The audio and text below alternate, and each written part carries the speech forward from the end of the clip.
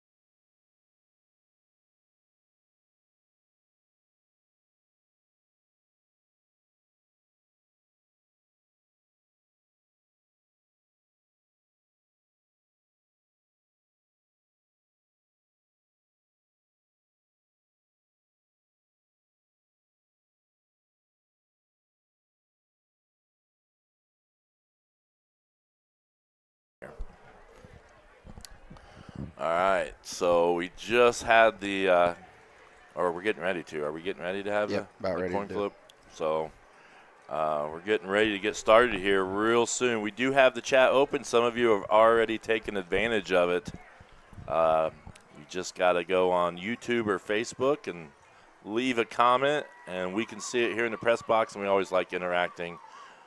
Plus, we're going to have the trivia question, so you want to be able to participate that. We usually announce that between the third and fourth quarter. I want to give a shout out to Kenny Wisman, making the field. He's got a little bit easier now. He's got a little robot that goes around. I got to see it for the first time. That goes around and paints the field, but he's got to run it. He has to be out here, make sure it's full of paint, and kind of showing off there. We got an EH there on midfield. showing off what that robot can now do. Yeah, he's done a great job. He's out here all the time. When you pull into school, he's out here. When you leave school, he's out here. So a lot of hard work and dedication from him. Yeah, and the field looks great here, week 1. I also noticed the end zone has a little different. Yeah, a little different. I can't really see it to the west very well, but we can see it toward the east. And I just want to give a lot of credit to Kenny Wisman and what he's done with the football field. So let's go real quick to players to watch. So we talked about him. Elijah Eden, going to be a really important player here. The way he throws the football. See if his receivers can get open. A different group of receivers, kind of. You got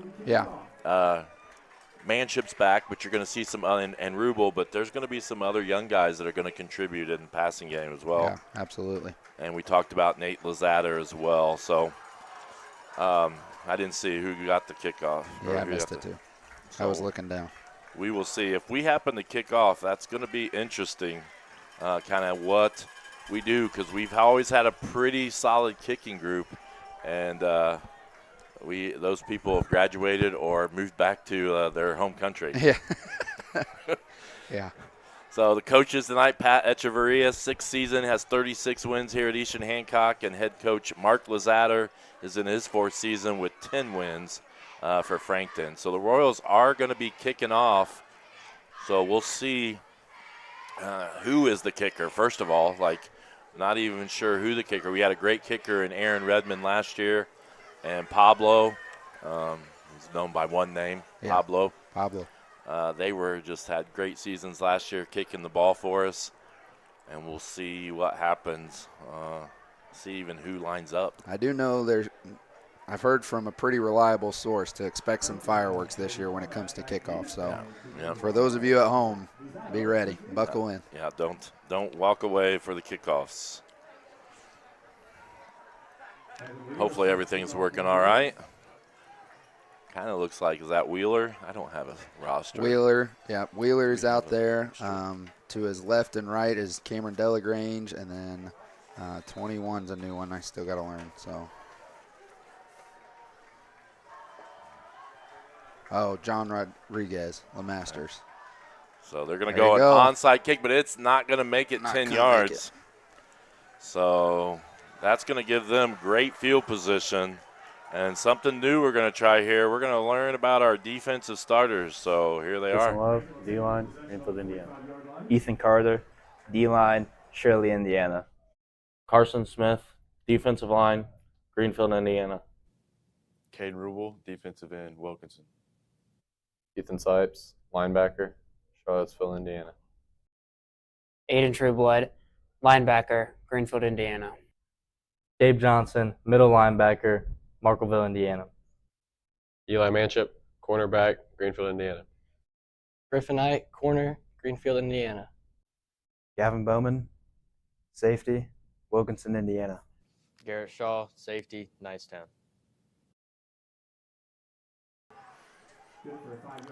All right, so the first play for the Frankton Eagles was a run right up the middle by Nate Lazatter. And I want to appreciate the football players for coming in and recording those. Like to give there's a fumble. Bad snap off there. Stansberry falls on it. So that's going to force a 3rd and about 5, 6. Yeah, lost about a yard there. So I see we got a little bit of blurring. Hopefully that goes away. Just about got him. Stansberry's pass is complete over to 42. It is going to be enough for a first down. Kane Oakley. So Kane Oakley. And the Eagles get to the line pretty quick. We now have a 1st and 10. Let's say, who was running the scoreboard in there? Did you notice? I know it's not our normal. Bechtel and Rutherford. Okay. We got an all basketball staff up here right now. Yeah. So we've got a flag. I would be interested to know, and we'll try to do better with the play-by-play as far as the snapping goes, if we're ahead or behind the video with our audio. So holding against the Eagles, going to push him back. First game of the year, I would expect a couple more flags to pop out tonight. Yeah. Everybody tries to get everything cleaned up.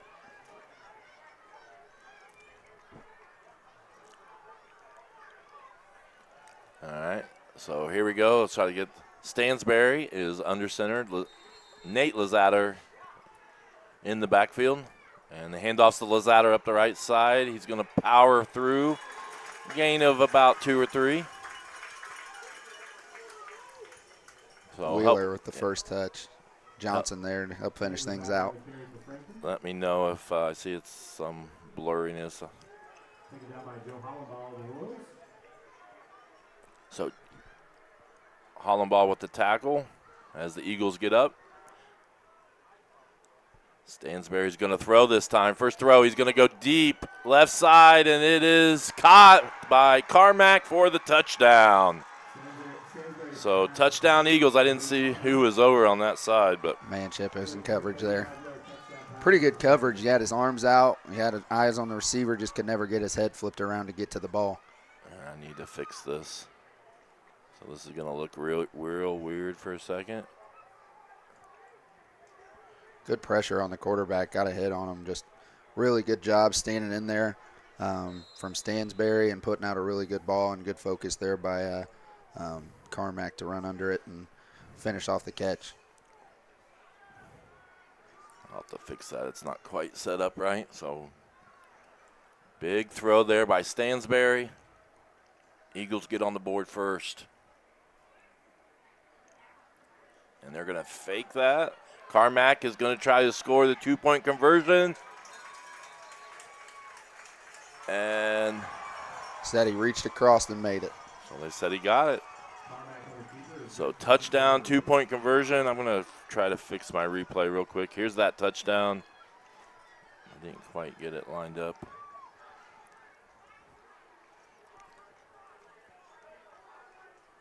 Manship couldn't quite ever get his head around to see where the ball was.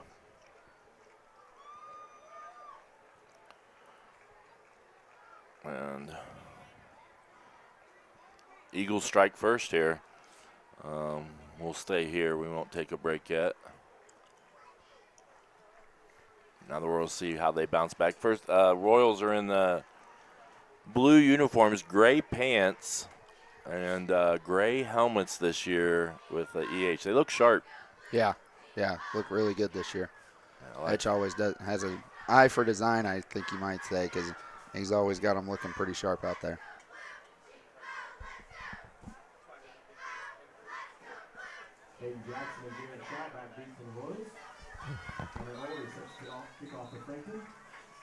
The robot paints the numbers, right?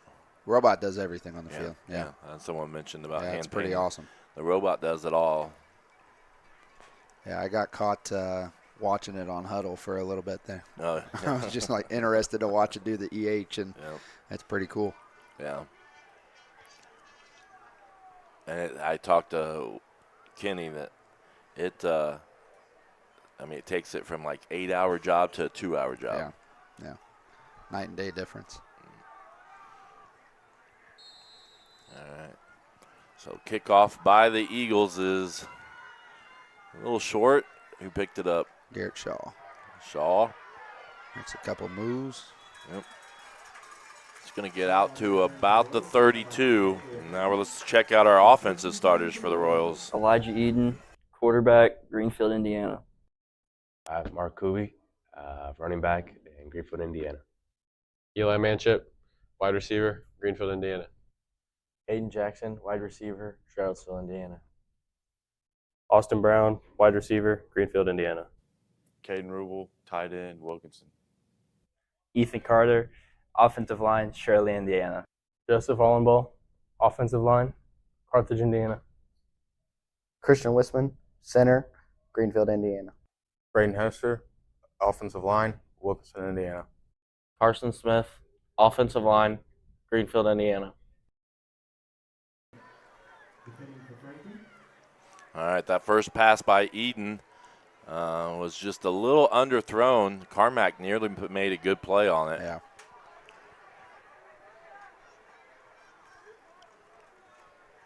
And I think our blurriness is the huddle camera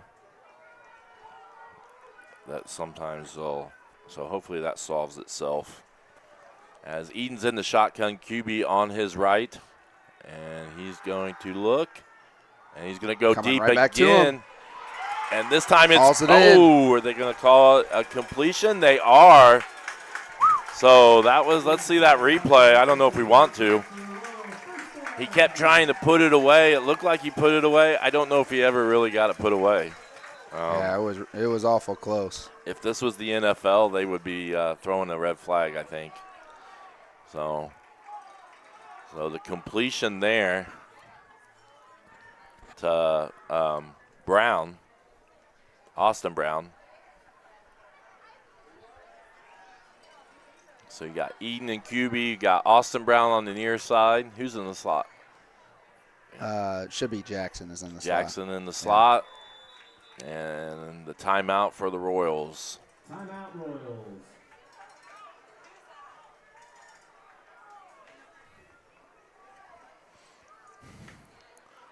So we'll take a real quick break. We'll be right back right after this commercial. You're watching Eastern Hancock football on the EH Sports Network.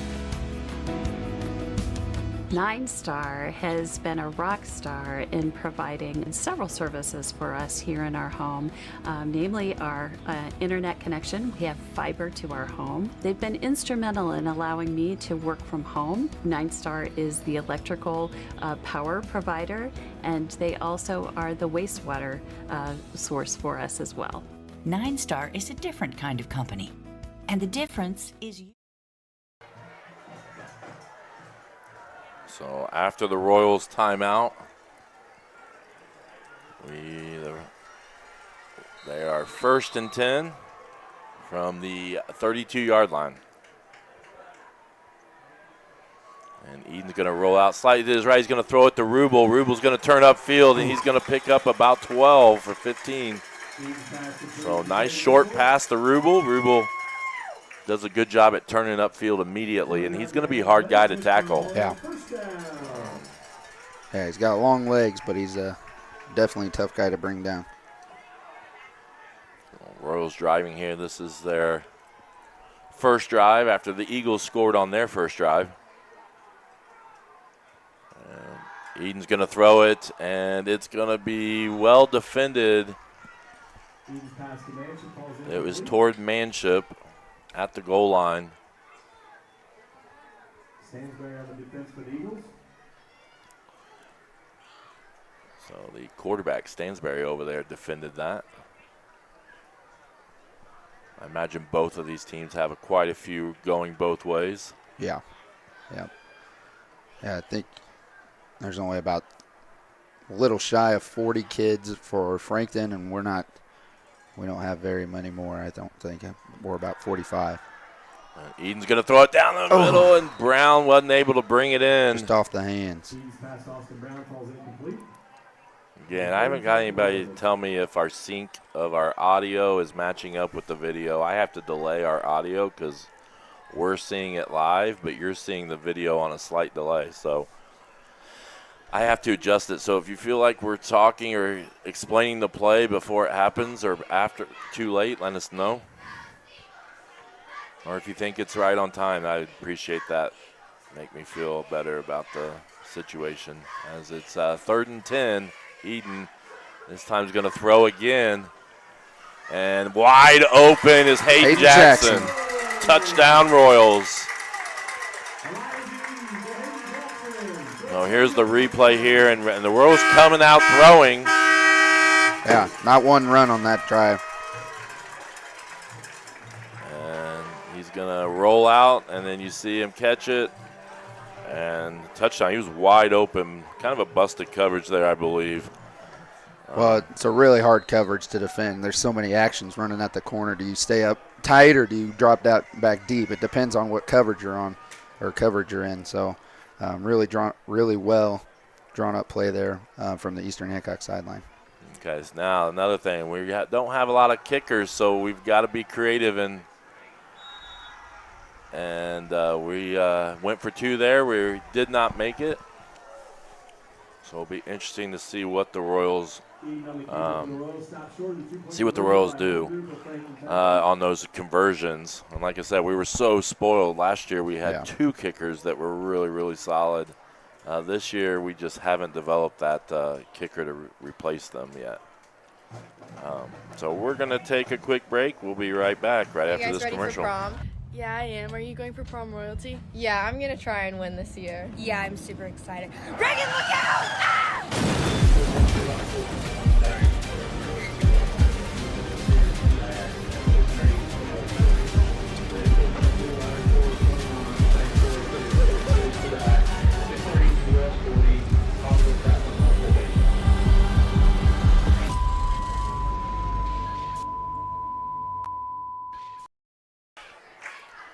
All right, so Coach Allen's got some stats from that drive. Yeah, it was about a 6-play drive, if I didn't miss anything. 6-play drive, 6 passes.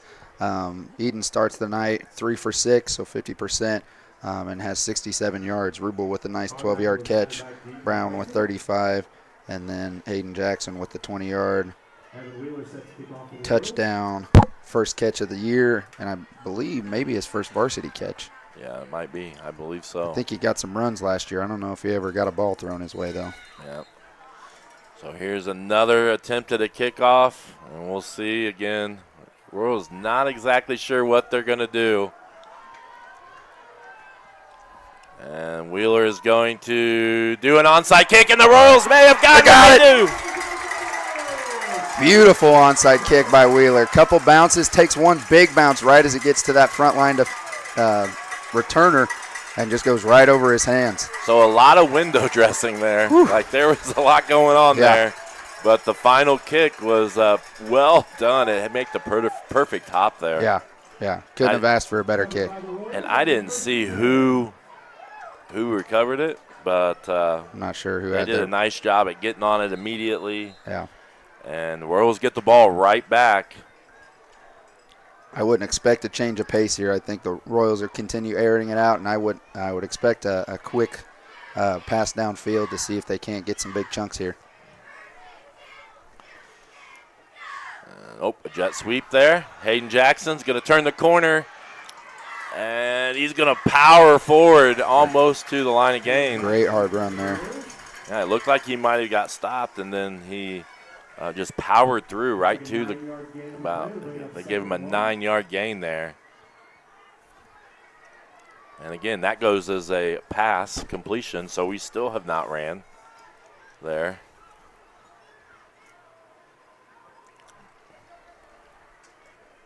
You got to think just when they do loosen them up a little bit, Mark Kuby's going to have it up. There he goes. There's his first run. Up the left side, he kind of holds onto it for 2 hands. And he's going to pick up the first down in about 8 yards, I think. So the first run by Mark Kuby. Where Royals are moving the ball again. Got Eden in the backfield and shotgun. You got Kuby on his right. Kind of got Rubel in a wing spot. And Kuby's going to take it right up the middle again.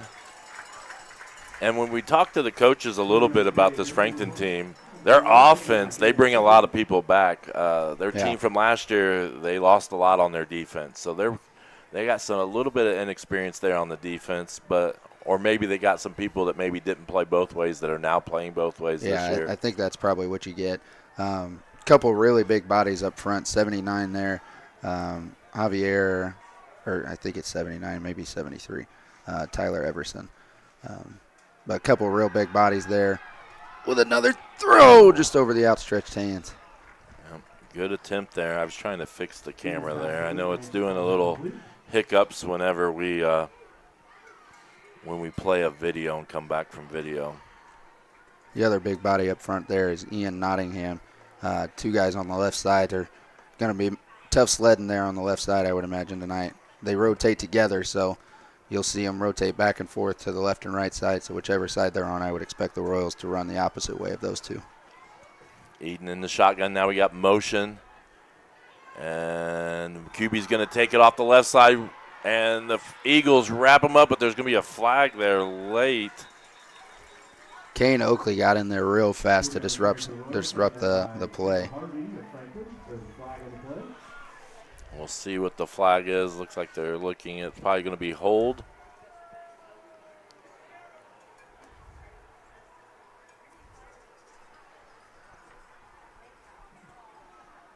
Yep, holding on the Royals. That's going to push them back. First flag for the Royals tonight.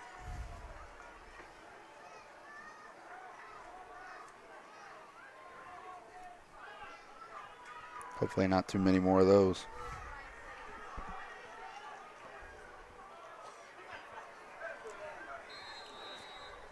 All right, so got 4 wide with QB in the backfield. Jackson moves in motion to his right.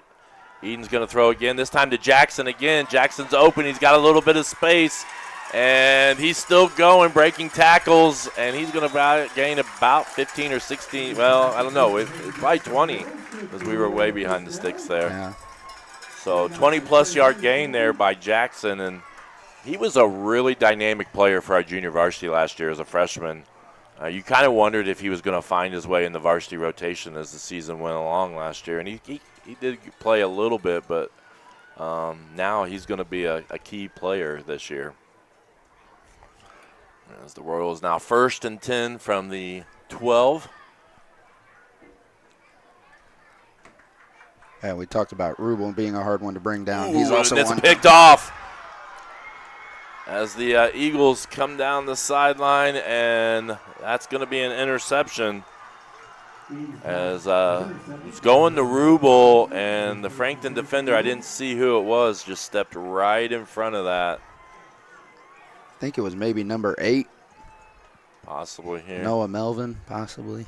If he just turned this way for us, that'd be great. He just kind of stepped in front of it. Yeah, it was read really well. He made a really good cut there to get to the ball. Read really well. The only way the ball gets there is just a little bit more loft to get it over the defender's head there. So that's the first time the defense for either team has stopped the offense. So we'll see what happens here. As it's a handoff right up the middle to Lazader. Nate Lazader on the carry for Frankton. It's going to be a really short gain. 3-yard gain on the play. It'll be 2nd and 7 for the Eagles.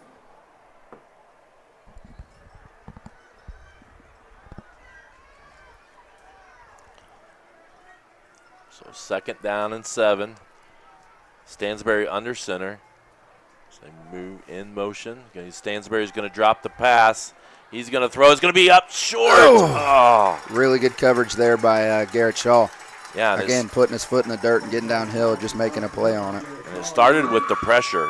Really good pressure on Stansberry. He didn't quite get enough on that, and it helped Shaw kind of jump in front of that ball.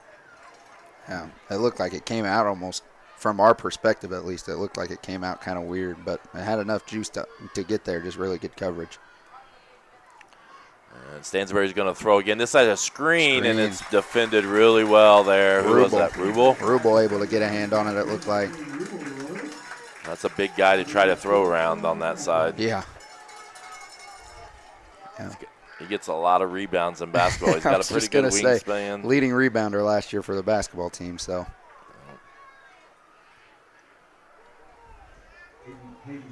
So it looks like we're going to have a punt. All right, just a reminder, don't ever click links that people put in there. I'm going to try to block them as I see them. But a low punt. Get out of the way. That's not good. It was a low punt, but it was effective. We got a flag. No return. Oh, is that on us? Yeah, running into the kicker.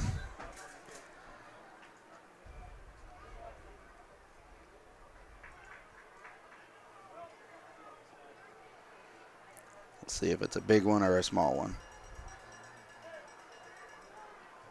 I think it's big enough one that the Frankton Eagle offense will stay out there and the Royal defense will be back out. So you like the aggressiveness going after it, but it's got that fine line. Gavin Bowman was in there with the pressure, just couldn't get himself angled enough to stay in front of the kick or slow himself down enough. to stop himself. But a couple early mistakes here from the Royals. We'll see if they can't clean it up a little bit. We did just a heads up. They're really are we. What is going on here? That seems. I think they're trying to give him the ball where it landed, but this is as far as I know, there is no such rule. That cannot be. Are they saying it's the Royals' ball? They declined it.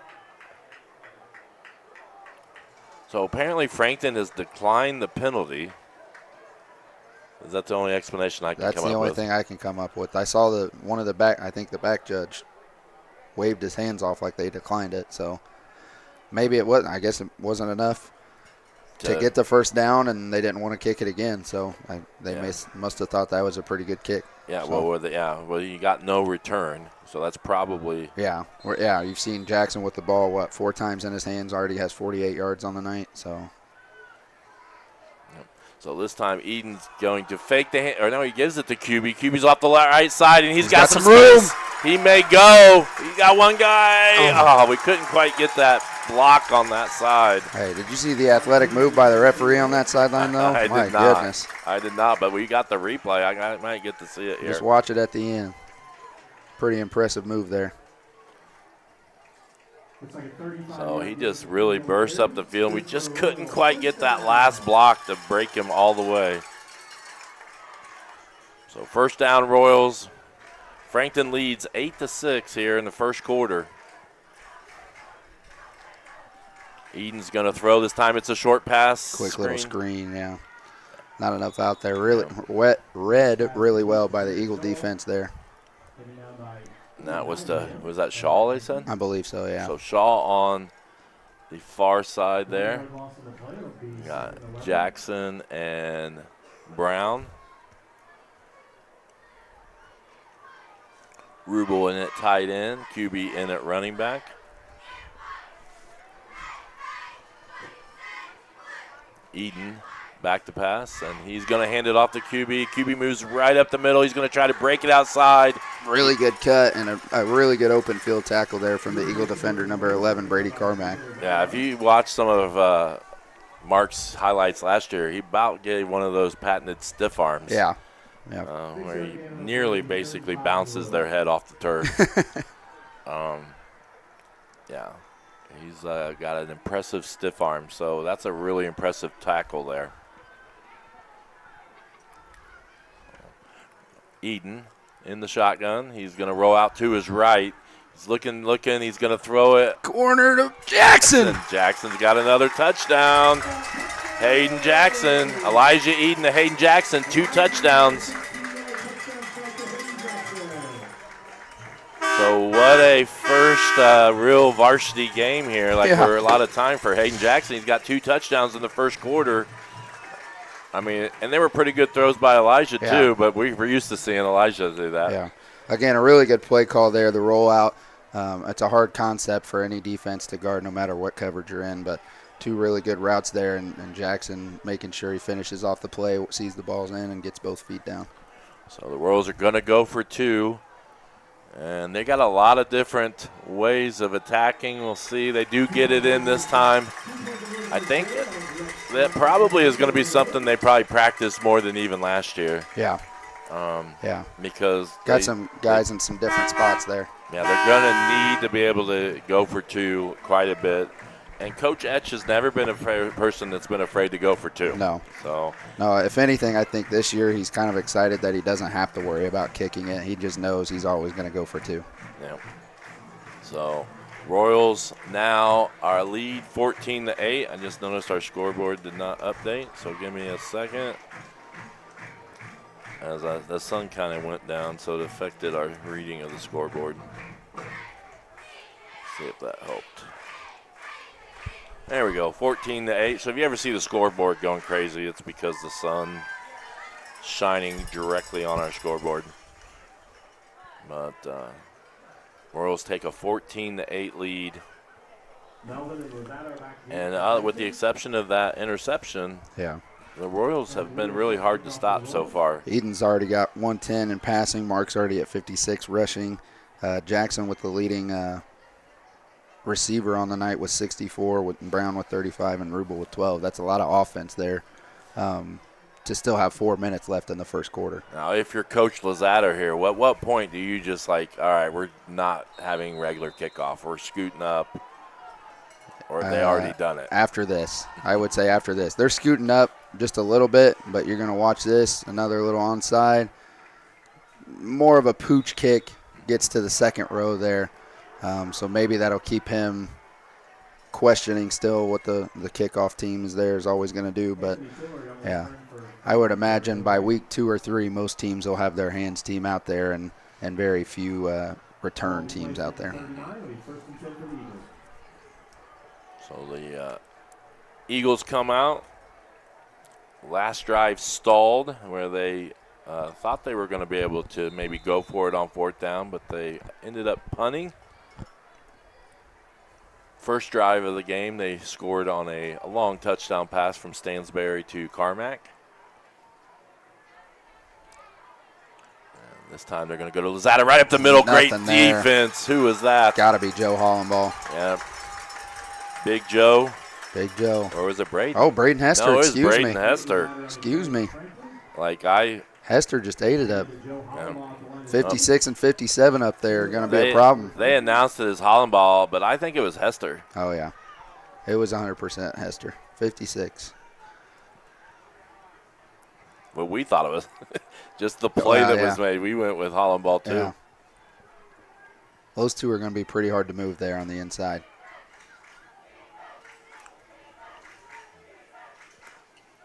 Stansberry's going to look to throw. He's going to go short out, and the defender falls down. He's going to get a first down and more. Who was that over Jackson's there? footing. Yep. Just lost it. Tried to put a foot in the dirt and went out from under him. So. And really both teams, their passing games is what's been most effective. Saving grace, yeah. Though Mark's had a couple good runs. What's his run at Shing? He's at 56 on 4 rushes, so that's pretty good. We're still in the first he's quarter. Averaging pretty good. Yeah. Stansberry's going to bring it pressure down. And the Royals are going to get, I don't know, how did that work?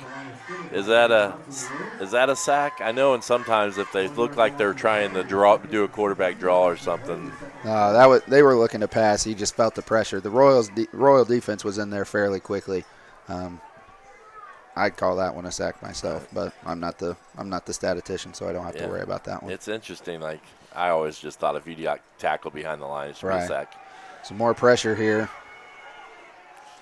Oh, and Carmack. Good ball! Oh, great catch by Carmack. Really good focus there. He between 2 Royals, and he was one of the guys we were talking about returning.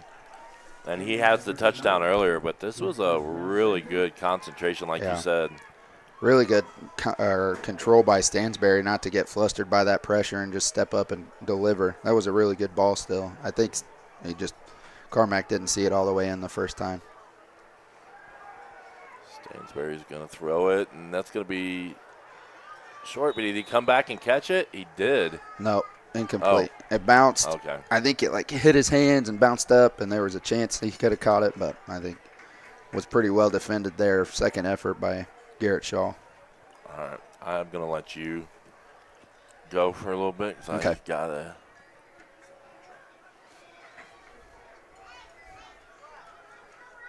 Stansberry back under center with Lazatter behind. He sent Lazatter in motion out to the left. He's by himself, so it's going to be a quick screen pass. Shaw reads it beautifully and gets downhill, makes the tackle. Ball's out at the end. They're just going to call him down. It's going to bring up 3rd and long here for the Frankton Eagles. A lot of rotation here on the defensive line. Keep notice of that. You got about 3 or 4 plays max, and then they're getting, I think, 4 fresh bodies in there pretty consistently. Some more motion here, and Lazatter back to Stansberry back to pass. Ball up to Carmack. Defended fairly well, but they say got a little too much in there. And that should be a defensive PI there on Manship. Yep. high school, though, it's not the same as NFL. Should not be an automatic first down. They should have to mark it off. I believe it's just 10 or 15 yards. So we should have third and short here.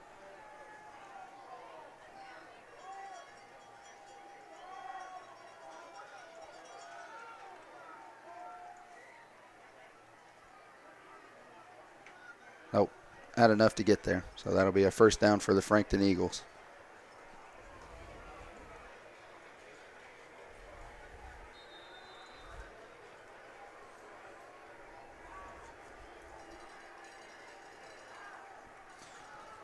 So Stansberry back under center, back to pass again. Looking down the middle of the field. Out to the sideline, actually. He was looking over here for Cooper Lazatter, the freshman, who just couldn't keep his footing either. So footing seems to be just a little bit of a problem. I think it may just be first game speed that everybody's getting used to. So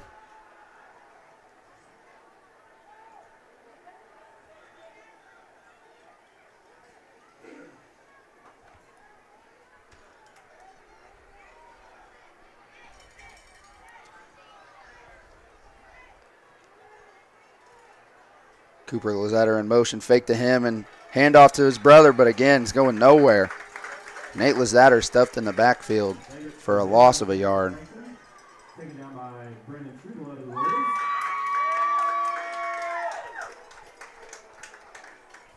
The Eagles are relying on their pass game right now because there is just not much going for them right now up the middle.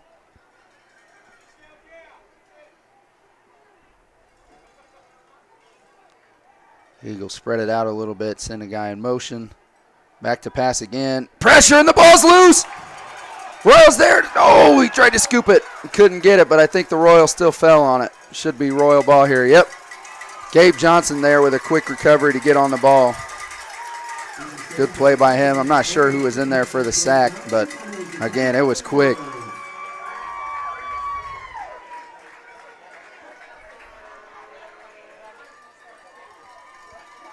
So with 1:01 left here in the first quarter, Royals gain possession on their own 38, looking to see if they can't make this a two-score game.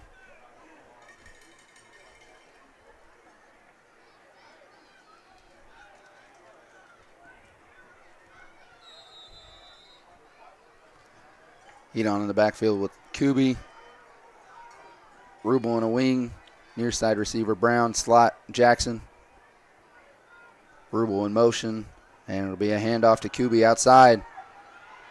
Kuby splits some defenders. Still makes him. Oh, he's just so hard to bring down. Takes on 3 defenders. And he pops right up as an Eagles defender. Has to be helped up by teammates. Good hard run there from Kuby. 9-yard gain. And Mark's averaging just under 12 yards per carry right now.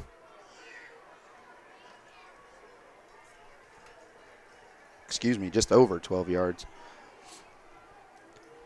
Jackson out in motion. Always going to the wide side. Oh, pretty well overthrown, but expect the Royals to come back to that one. A quick motion out there with Jackson trying to get him out to the outside. With his speed already, that's going to be a tough one to defend for any team. So with 19 seconds here in the first quarter, brings up 3rd and 1 for the Royal offense.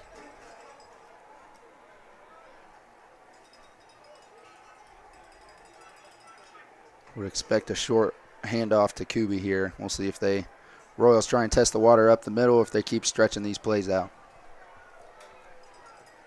It is up the gut. Kuby's got some room, and he picks up the first down. Nice 4-yard gain. Keep the chains moving for the Royals. And as the clock temporarily stops for the chains to reset, it looks like both teams will be content to send it into the first quarter.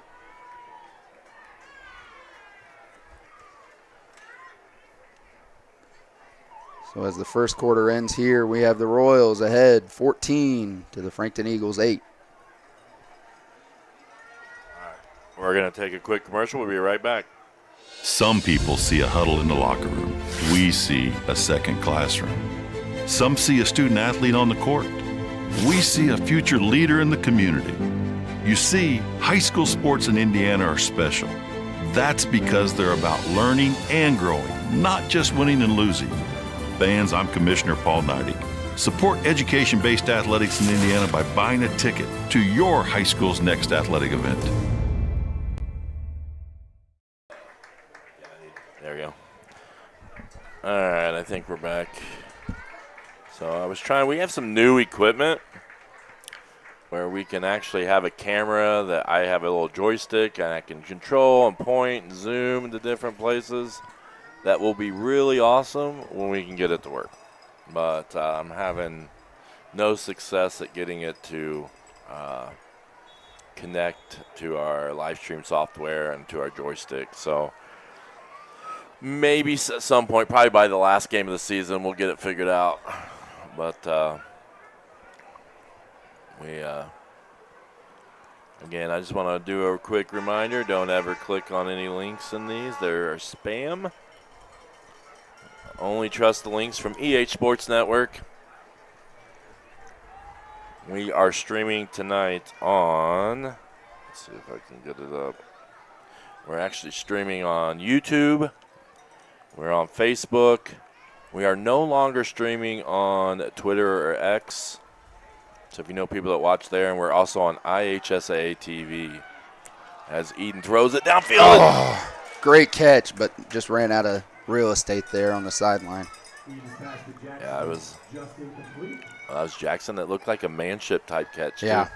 Yeah. Like I thought it was manship. Everything I've heard from our receiver core is they all have kind of freaky hands. Manship's got freaky hands. Hayden's got freaky hands. Rubel, I know, has some potential to have freaky hands, and I know Brown's got some freaky hands. So now it's 2nd and 10 again. How many rushes have we done? I've got him down for 6. Just 6 rushes and quite a few throws here. And what do we got? Now there is potential for me to have missed one and all the excitement, but they're resetting the play clock.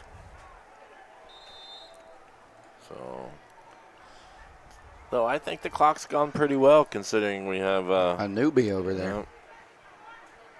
So Eden's going to hand off to QB right up the middle. He just can't quite get away. And that's one, number 73, I think Ty Everson. Yeah, Ty Everson. Coach Guyan, and talking to him, he thought he was a really, really, really good defender. He's a guy that could potentially blow up a lot of plays. Yeah. Ty at 73 and 59, Ian Nottingham, two real big bodies there at 6'1" and 6'2", 300 and 215 respectively. So, yeah. So Sipes comes in for QB. QB's out on the sideline for this play. Sipes is on his right. They're going to fake the handoff to Sipes. Elijah's going to run for about 6 or 5.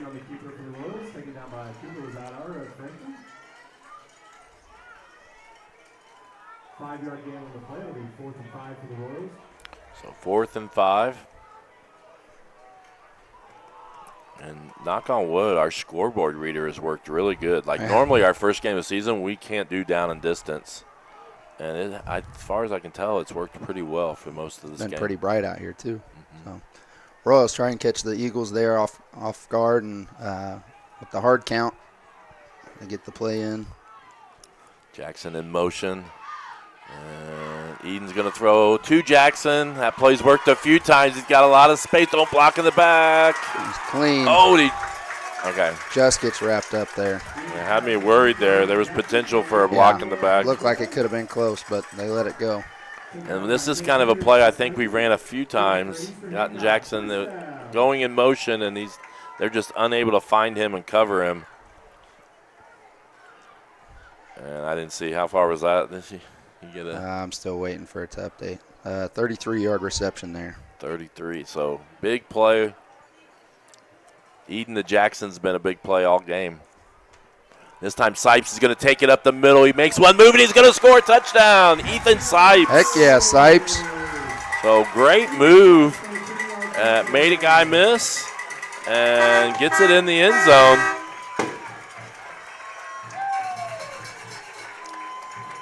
So there's the handoff. He takes it right up there, you see, and makes the move. I guess, got to remember, I don't think our replay is delayed, so when I talk about it, it doesn't match up audio. So, again, Royals going to go for 2. Send Edon in motion. Expect them to come back there. Evan Wheeler up the gut for what the Royals would call the gut. It's kind of a dog pile, but he made it. So after the Eagles struck first with the touchdown, took the lead 8-0, the Royals have scored 22 unanswered since then. I do want to do a quick reading here. The manship's asking me to read this, so we're going to go ahead and do it, make sure we don't forget. We would like to give a big thank you to the very generous donors, sponsors, and mentors who helped EH freshman Luke Manship with completing his Eagle Scout project, which was to protect the well area at the east end of the field and install our new American flag and pole. A very special thank you goes to our donors and partners who include 9-Star Connect, Wilkinson Insurance, Rubel Outdoor Concepts, Custom Metals, Sinorama of Greenfield, Basel Funeral Home, Leonard Excavating, John Splater, Tom and Marcianne Miller, Richard and Karen Willits, Tyler and Kelly Eden, Scott and Tracy Rubel, and Brittany Burke and Turnkey Realty, and the leaders and scouts of Troop 293. Special thanks also to Adam Kinder and Mr. Barton. So if you can see it when we're looking toward our east, there's a new flagpole. It is ginormous. It's a big one. I think they said 50 feet. Is that right? Yeah, and the flag is very big. I mean, it's at least twice as big as our old flag. Yeah. Like flagpole. So it's very very cool to see. Wasn't that our old flagpole? Yes. I can literally see it. Yeah. Like the difference right next to each other. Kind of looks like a little brother, big brother situation. Yeah, now it's got an EH flag on it, I believe, on our original flagpole. So here's the onside kick. Eagles open up the middle of the field here. It's kind of we just whiffed. So push them into it. Don't want to push them away from it. And that's one of those things where we're just. It seems weird, but we haven't developed that kicker yet to really be able to kick the ball deep, unfortunately. Well, and there's metrics behind it. It may seem weird, but there's metrics behind it for sure. And in 2013, was it 2013? Yep. We didn't punt, or we onside kicked all the time, and it worked out pretty well. Onside kick quite a bit. I don't think this much, but quite a bit. And then punted probably a handful of times on the year. So. All right. So Eagles take the ball. 9:51 left here. Stansberry's going to fake the toss, gives it on the inside to number 42, and he gets an opening. Kane Oxley with a good run there. Yep, Kane Oxley. We kind of thought we might see Cooper Lazatter here. We haven't seen him do much. He's out there. Nate. Cooper the freshman has. They've looked for him more in the passing game than they have here in the running game. So, but yeah, I would expect since Nate hasn't got very much push, they may start to look to different guys here. There is Nate Lazatter. He's going to get to the outside. Oh, be careful. Oh, and Lazatter breaks it free. We could not get him down, and he's going to score. What a good job at keeping his feet moving. And the coaches are not happy there with the way we finished that tackle. Here's the replay, but great job by Lazatter. Yeah. Guess he heard us talking about him. Yep.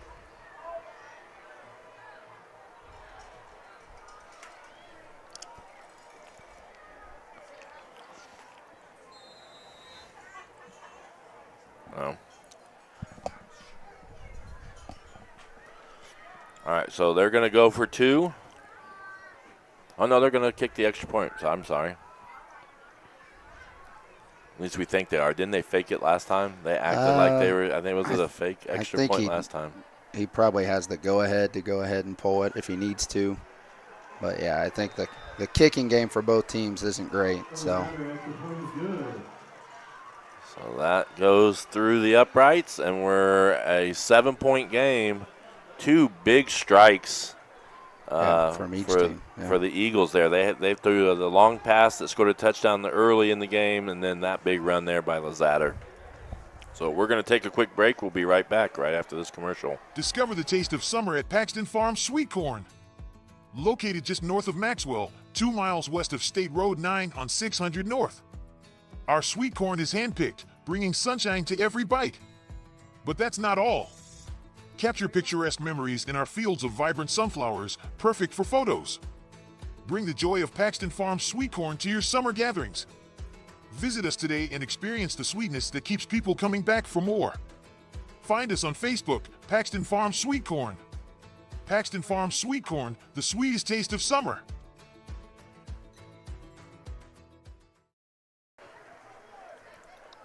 All right, welcome back as the Eagles strike there. Got 9 minutes and 18 seconds left here in the second quarter, and a lot of scoring. It's 22. We've had 37 points here scored, and we're barely through a quarter. We're still early in the second quarter, so not a lot of defense right now by either team. And they kick it deep, and it's played up, and they're going to say his knee was down. I'm not so sure it was, but they're going to call his knee down. And I'm not used to who would be that person yet. So you have to. I think it was 22. Bowman. Or was it 22? 22, I think, for the Royals, and we're going to get used to our new numbers here. Connor Cook. Connor Cook played that. Yeah. So the Royals take over and really have thrown the ball quite a bit.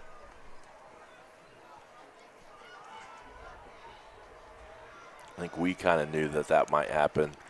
We didn't want to give that away too early, but really looking to throw the ball here this game. There's QB back in. I think Mark is back in. So Mark's going to break it up the middle, and they're going to stuff him after about when he does fall forward, but they blew it dead before then. So if he came out for some kind of injury, it's good to see that he went back in. Yeah, another really good open field tackle there from the Eagles. Anthony Tillery just kind of met him. And you don't see many people stop Mark in his tracks, but he didn't move forward very much after they made contact. So.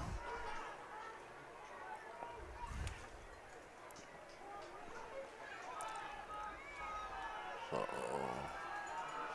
10 seconds on the play clock. Eden in the shotgun, moves Jackson in motion, and he's going to throw it deep onto Rubel. Rubel goes up to grab it and can't pull it in.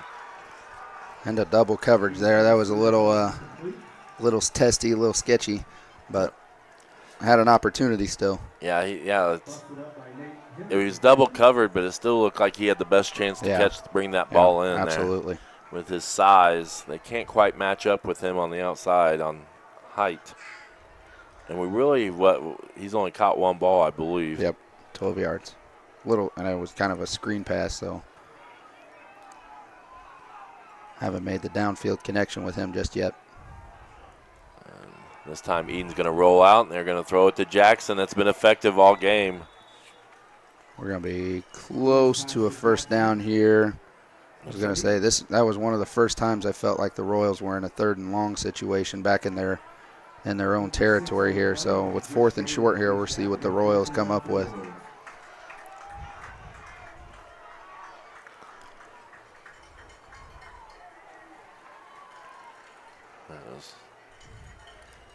Play call is coming in.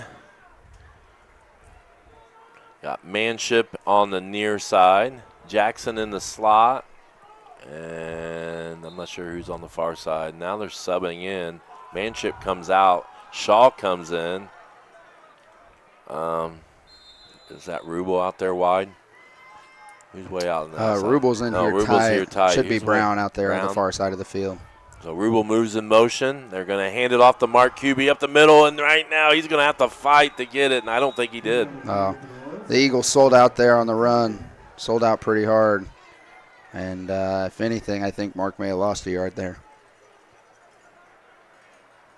So we have someone watching from the airplane. So We do like to hear where people are watching from. So who is watching the farthest away? So Houston currently. Houston, Texas is the leader. A few years ago, we used to have Japan consistently when Peyton Wilkinson lived in Japan.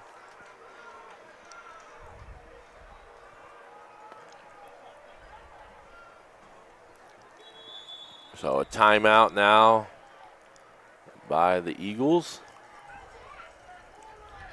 And see if there's anything we want to discuss here that we haven't. I know at halftime they're going to have some kind of cheerleading recognition, maybe youth cheerleading recognition today. And that's where we really would like to have that camera that I could control with the joystick. You would get shots of the cheerleaders at a little closer range, I guess. Personally, I thought it was just a camera we could zoom in on Coach Gallion with. Yes, we're going to use it for other reasons. Okay. Yes. But we could see the cheer block, the cheerleaders. Like right now, we can't really see the cheerleader with this camera. Coach, we're at some point we're hoping to get Coach Hibbert on a sideline camera, but we can't get our equipment here working yet. So I'd rather feel comfortable with what's here before we start adding more stuff. I know he wants to do some help on the sideline like we used to do. So Eagles take over on downs. First down. You got there's the Cooper Lazatter is going to take the handoff. He's got some speed as well. Yep. They tried to compare. The coaches were comparing him to like a Zach Arnold type, a younger Zach Arnold, not maybe senior Zach Arnold. Sure. But. And nice pickup there for his first varsity run.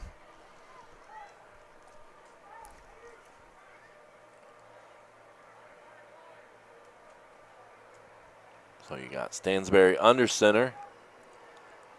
I haven't seen Carmack for a while. Oh, there's Lazatter up the middle, Nate Lazatter. Yeah, older Lazatter.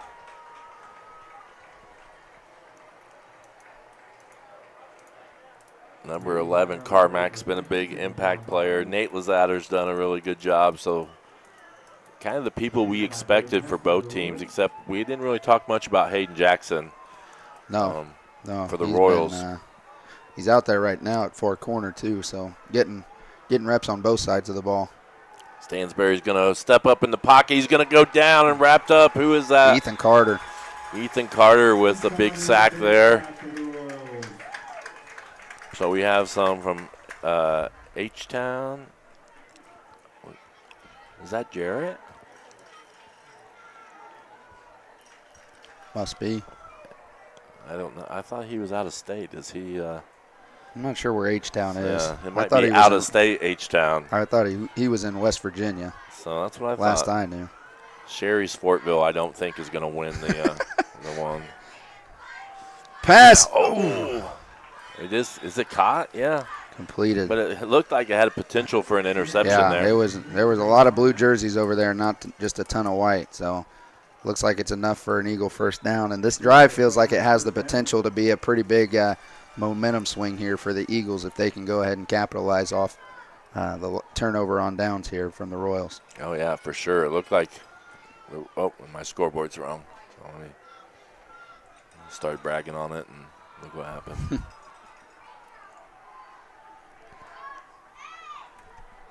Go back to Cooper Lazatter there, and that one swallowed up there by Gabe Johnson for a loss of 2 or 3 yards. Gabe Johnson, I know we didn't talk about defense very much in the beginning or pregame show, but Gabe Johnson will be one to definitely keep an eye on. He has had 100 tackles from last year. Aiden Trueblood, another one with 96 right behind him. So that linebacker core there for the Royals is going to be pretty tough. Stansberry back to drop. Sipes. Oh, and a great catch there by Kane Oxley. One-handed grab. Really good snag.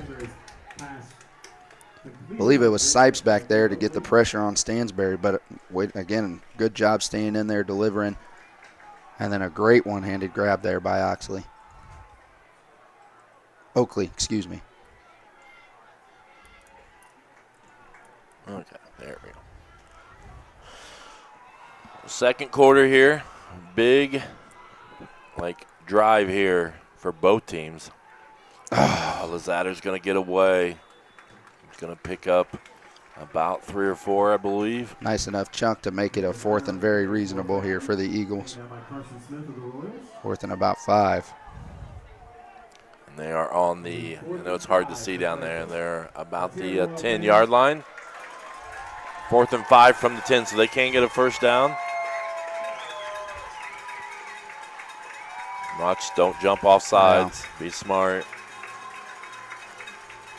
And they're going to fake the Dive handoff back in, and inside. Joe Hollenball says no. Good job. Great job there. Let me get that replay. So they tried the inside handoff. It worked early in the game. And the Royals stuff it out, and now the Royals take over on downs after the Eagles had a stop. Well, after all the offensive firepower in about the first 15 minutes of the game, about the last 6 has been held here by the defense. Both defenses have been flowing really well. Finally got a feel for the game, finding the ball. So Lewis is in Houston too, so we currently have a tie. There you go. For longest. We have 2 people in Houston. Oh, I did know he was in Houston. He's moving on up in the world. Yeah. At one time, sat in your chair where you are. Yeah. So when I grow up, I want to be Jarrett Lewis. That's my goal. Yeah. That's when we brought the professional in, the one that really knows what he's doing. Yes, exactly. I'll have to have him text us any tips he's got. Yeah. I'm sure he cringes at our broadcasts, but all right, let's do a commercial. I try to get something set on the scoreboard. We'll be right back.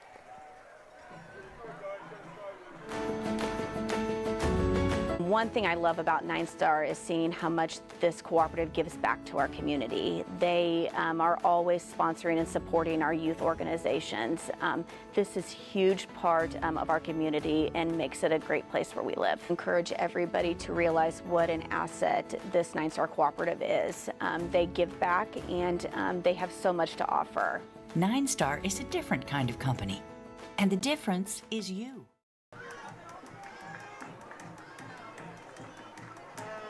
So now our timeouts show up. So the Royals down to 1 timeout. Eagles have 2.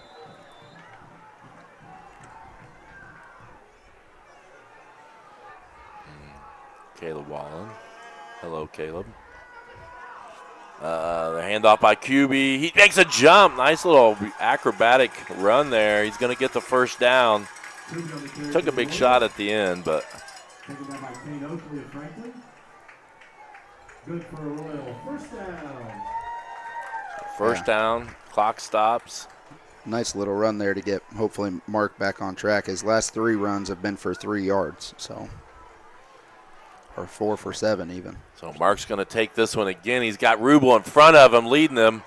And he's got some speed there to he get goes. to the outside. There he go. And one man to beat Carmack. So great job of Rubel getting out in front, kind of pulling in front. Let's see, was he in motion or he just pulled? He pulled, he's in front, he's leading. And Mark does a good job at reading it and burst of speed. And the fact that the Eagles caught him was pretty impressive there on the sideline. Yeah, I thought he was gone myself, but it's a great job not to give up on the play there by Brady Carmack.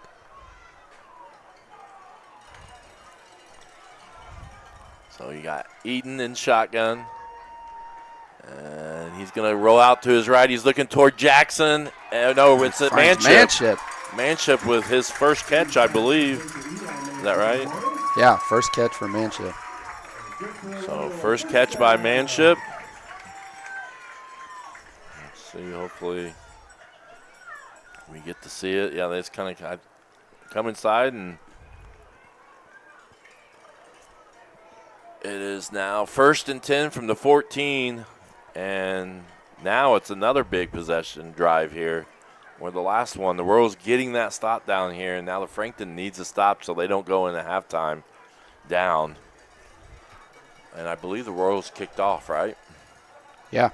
So the Royals kicked off. They'll get the ball in the second half. So a score here, double dip, would be huge as they hand off the mark. It's the same play they ran earlier. Rubel leading the way. And got a block. He's going to be real close. Going to be about 2-3 yards short. I have a bad angle from here. I gotcha. Got about 2 or 3 yards left. Somebody put a wall here in the way. Back on the Whoever built this press box did not think about live streaming.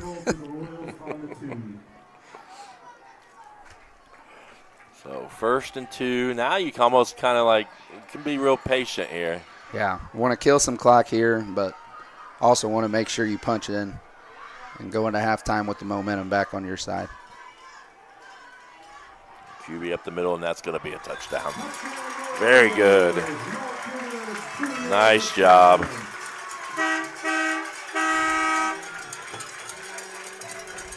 And I wonder how many two-point conversion plays we have here. So, like, you've got to have They're going to lean on that same formation, and they probably have about 6 to 7 different plays they can run out of it. And as the year goes on, I would expect them to even add a couple more to it.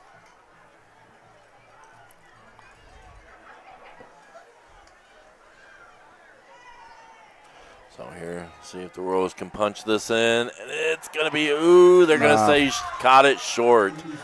I think that's the right call. I think he caught it and was kind of on the ground already before he was in the end zone. Yeah. If it was not high school / college, he could have rolled that in. Right.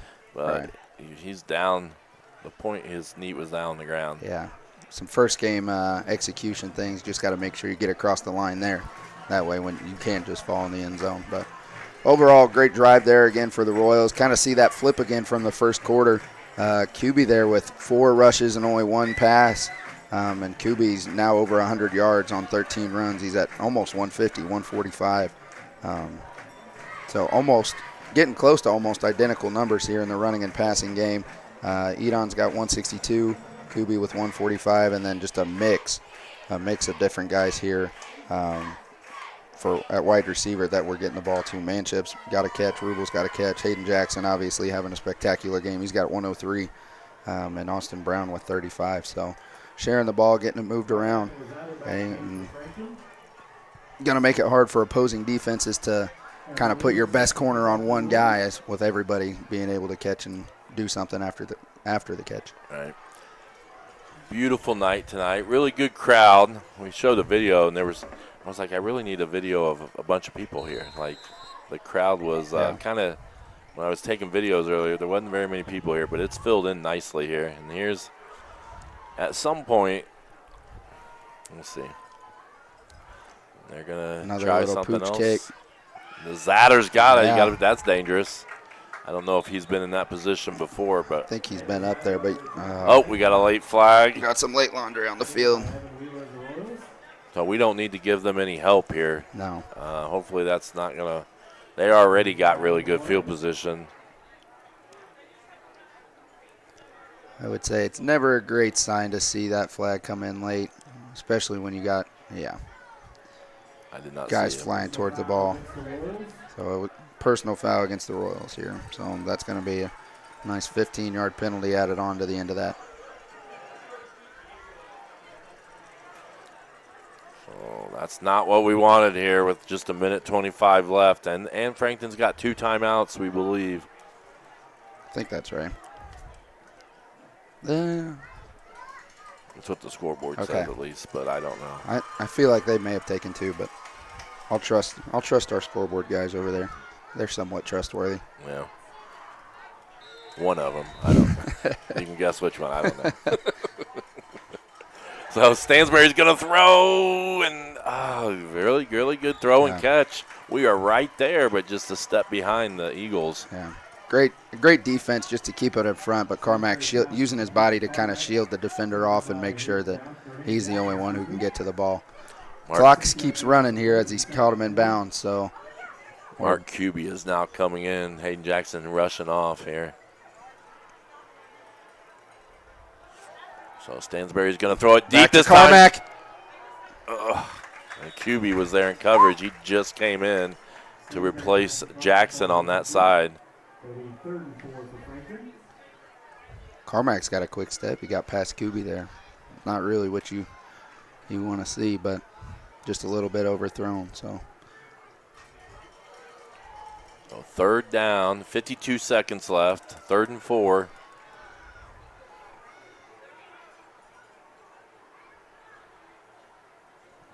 Stansbury screen pass, and it's sniffed out. Sniffed out by Sipes. Great job. Should be 4th and short, but a timeout on the field here by the Frankton Eagles.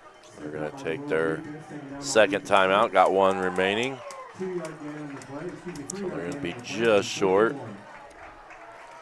As the crowd's starting to get a little bit into it here, as they know this is going to be a big play for both teams. A little surprised by the Eagles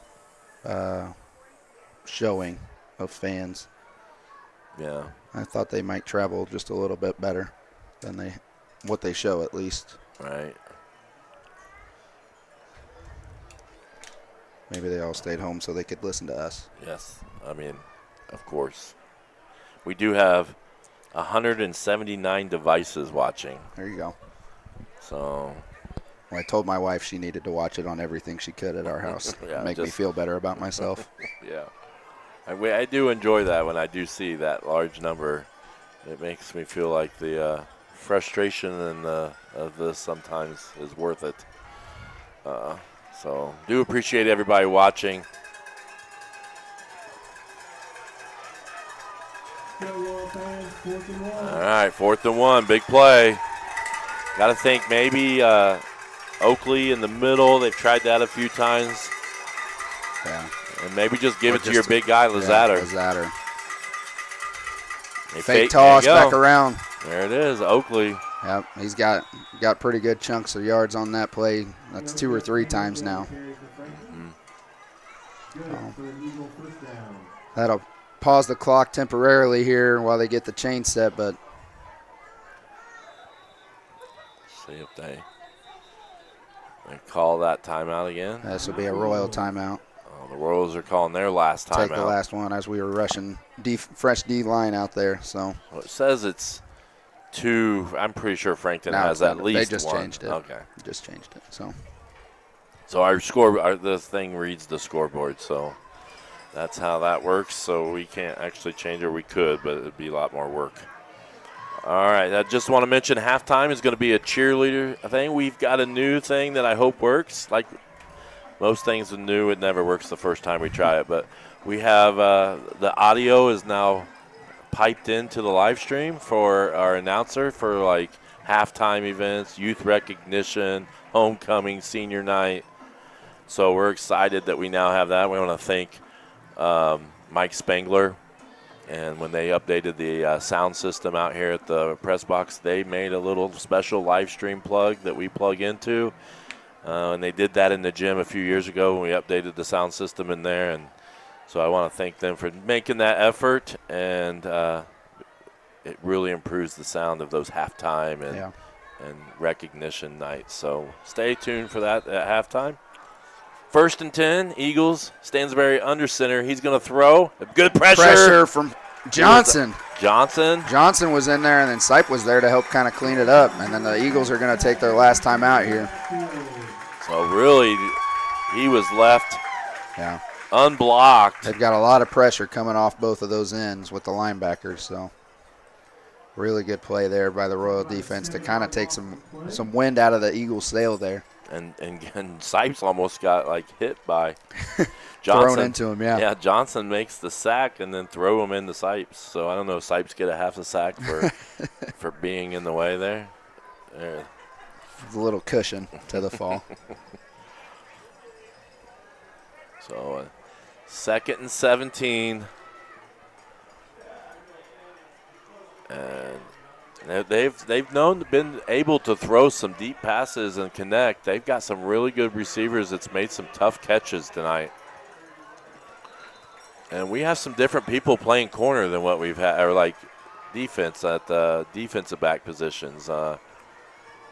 Very capable players, but just not a lot of experience some back there. So hopefully we can get this stop. Yeah, Stansberry's going to look to throw. He's going to throw it out to. Oh. That was Oakley, I believe. Oakley, yep. And he couldn't bring it in, but I mean, almost didn't want to bring that in at this point. Yeah. With 19 seconds and left and no completion timeouts. There. Yeah, it was probably just about as good because the coverage was pretty good there for the Royals. If they tackle them in bounds, no timeouts, you got to get back to the ball quick. So, yep, just about as good as the catch there. So, 3rd and 17. I think this is our first time seeing the double tight wing here. And they got some pressure. Oh, he's going deep, and he's going to throw it over, and that's going to be a touchdown. It goes right over the defender there. Is it number 3, I believe? That's who's been on this side. Yep, number 3. Ethan Sipes? Trey Bennett. Oh, excuse me. Trey Bennett with the touchdown. And we just kind of got caught looking in the backfield, I think, there, and the ball got over our head. And we weren't quite able to get that stop. And that's huge right there, that score. It now makes it 21-28. One-score game. Great ball there by Stansberry. Guy's been pressured all night and just keeps staying in there, taking hits and misses delivering the ball. So it's now a 7-point game. And that's probably going to take us in to halftime.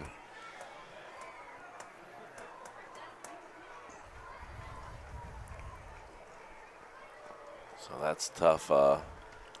Tough break there. And we talked about just a little bit of inexperience out there on the outside. We graduated some people that played in those positions. And so we got some people that are capable. They just don't have that experience yet, and they're going to get there. Yeah. I want to talk about – I was going to try to talk about what's going on. I think our cross-country team starts tomorrow, their season. Let me get it up here.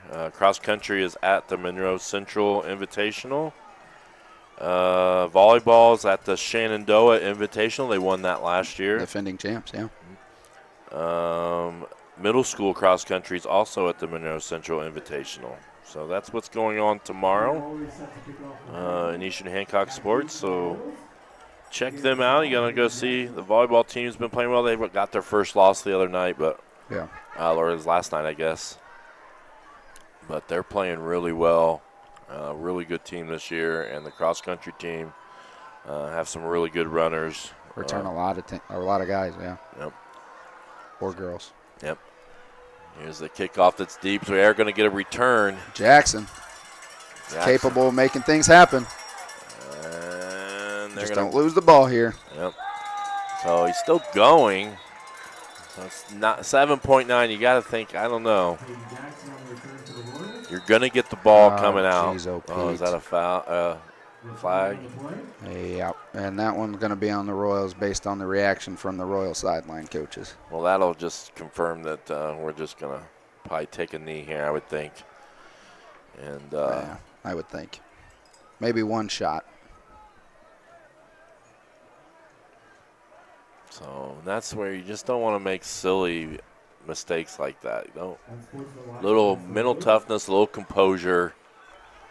I didn't see who it was or what happened, but yeah, I didn't see what happened. I saw who it was, but so we don't really. We just need to make sure we are under control and just some young minds out there. Again, first game of the season, some new guys getting some new opportunities, so it's always a learning curve to moving up. All right, so we'll see what the Royals do. They are in shotgun, so they may try something here. No timeouts. Hand it off to Kuby. Go back to the bread and butter with what worked. Yep, and that's going to take us to halftime with the Royals leading 28-21. And when the Royals come out after halftime, the Royals will be receiving the kickoff. And Coach Allen he's been doing a great job here keeping stats, multitasking over here, so he'll have some stats for you when we come back right before the third quarter. So thanks for watching, and don't leave. Make sure you share it out there on social media and let people know where to find the game. So we'll be back in just a little bit.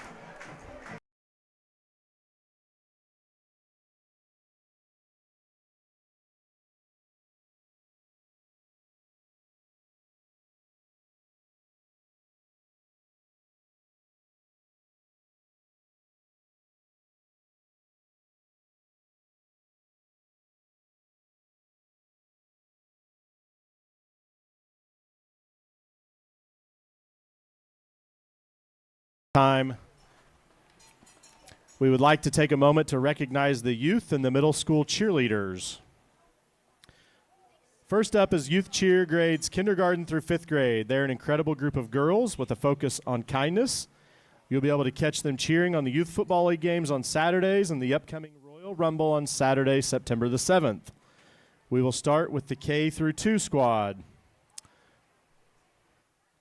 Coach Emily Sheets, Charlie Lowe, Emery Meckel, Lorraine Heath, Kinley Chu, Carter McPherson, Gwen White, Aria Mann, Hattie Sheets, Emmy Anderson Palmer, Peyton Drew, L'Oreal Caudill, Sadie Adams, Lauren Ellsbury, Riley Taylor, and Jocelyn Meggie. Next will be our 3 to 5 squad. Coaches Jenna White and Heather Harmon, Scarlett Roberts, Evelyn Clift, Dakota Patrick, Catherine Wagner, April Vickers, Presley Wilson, Hazel Wilhoit, Zoe White, Melanie Akels, Kinley Spiegel, Mackenzie Hinkle, Adeline Haynes, Zoe Armstrong, Lexi O'Meara,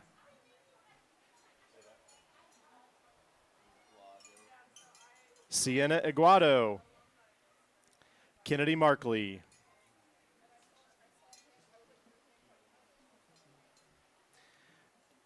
Next up will be our middle school cheer team, coached by Corinna Jenkins, Allison Austin, Elena Whitfield, Lauren Locker, Lydia Wheeler, Molly Ebert, Olivia Sanders, Brooklyn Fuller, Briley Schultz, Cadence Meggie, Peyton Davis, Summer Brockman, Sophia Collis, Fiona Fildus, Jocelyn Haynes, and Lucy Ekman. Let's give a big round of applause for our youth cheerleaders.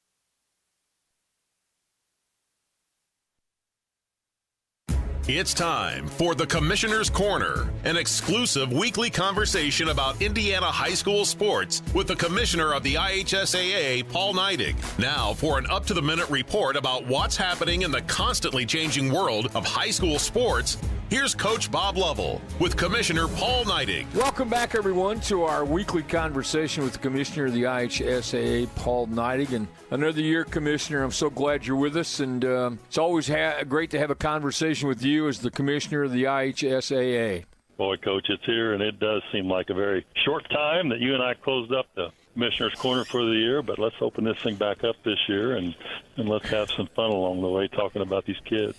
That's absolutely the idea. Everyone realizes that Friday, the 23rd, is the beginning of high school football, week number 1, about 190 games.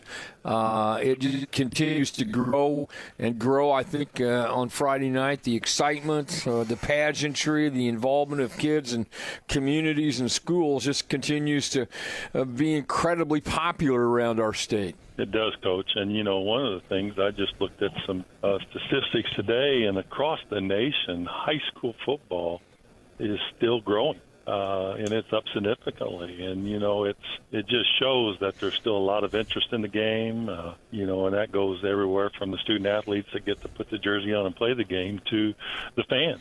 If the fans weren't showing up and supporting the high school team, I don't know that we'd see growth in sport, especially participation numbers of our student athletes. So very exciting news about the health of high school football across the country and especially the state of Indiana. Yeah, and as we get ready to start, we always look around and everybody's trying to figure out who's good, who's favored, this, that, and the other. It's hard to repeat as champions in our state in any sport.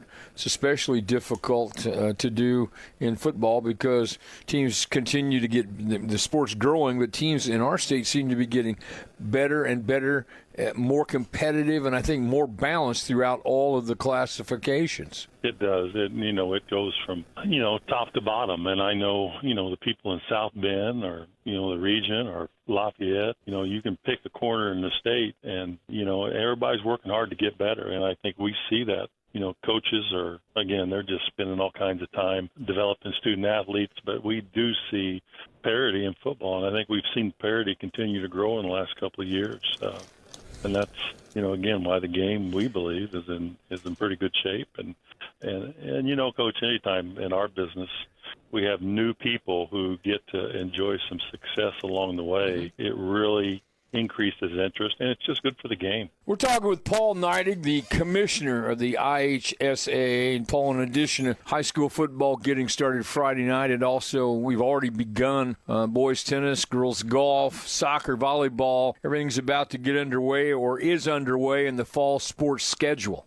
We have participation, and it's all started. Again, the dreams are still there. We got, girls golf has been going for actually 2 weeks now. It won't be long, Coach. A couple of shows from now, we'll be talking about the state championship in girls golf.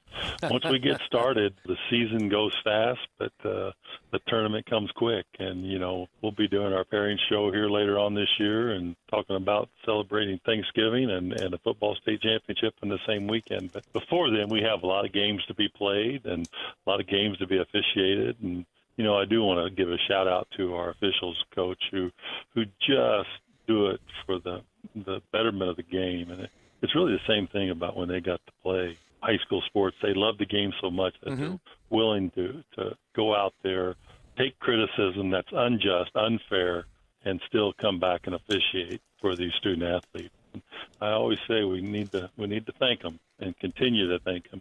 Understand that they're a human being. They won't be perfect, not capable of being perfect. But parents get to watch because officials choose to officiate, and I'm just thankful for them and the work that they do. Also thankful for all you and your staff do and all the member institutions do around the state. He's the commissioner of the IHSAA, Paul Neidig. Week 1 of high school football. Everyone get out, support your teams, have some fun, and do it the right way. Paul, thanks for your time. I'll look forward to our conversation next week. Thanks, Coach, and it's always a highlight of my week. We'll do it again here. Thanks for listening to The Commissioner's Corner with IHSAA Commissioner Paul Neidig and Coach Bob Lovell. And thank you for your continued support of the high schools in your community.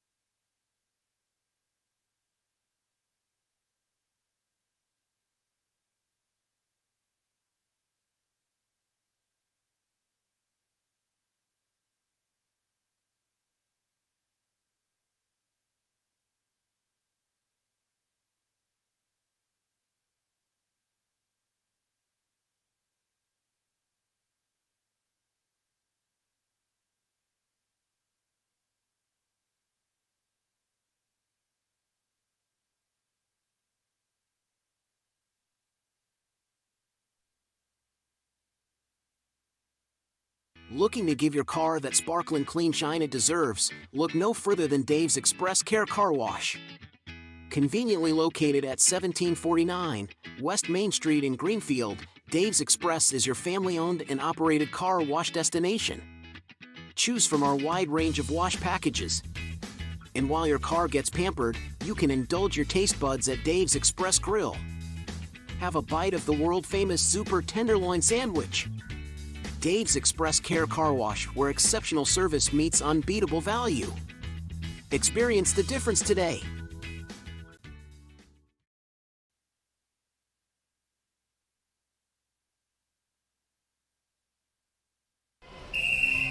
Some see a student athlete working on a shot.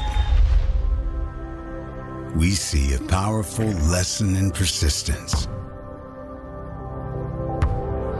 Some see a student preparing for success on an exam. We see a student athlete preparing for success in life. Proud to keep education in front of athletics since 1903.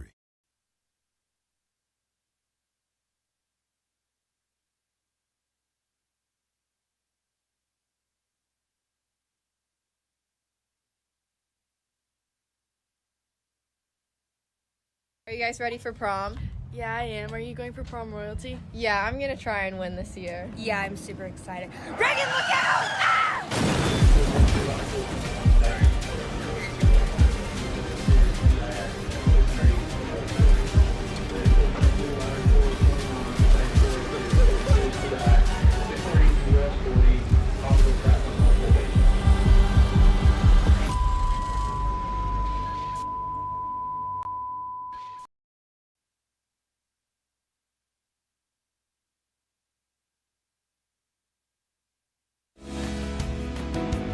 What makes Nine Star so unique and so special is not only their people and their service, but their business innovation. And they've taken it one step further. Now they're in the wastewater business, looking to expand services in a way that can benefit consumers, that can benefit their customers in this community. Is really quite unique and fabulous. Nine Star is a different kind of company, and the difference is you.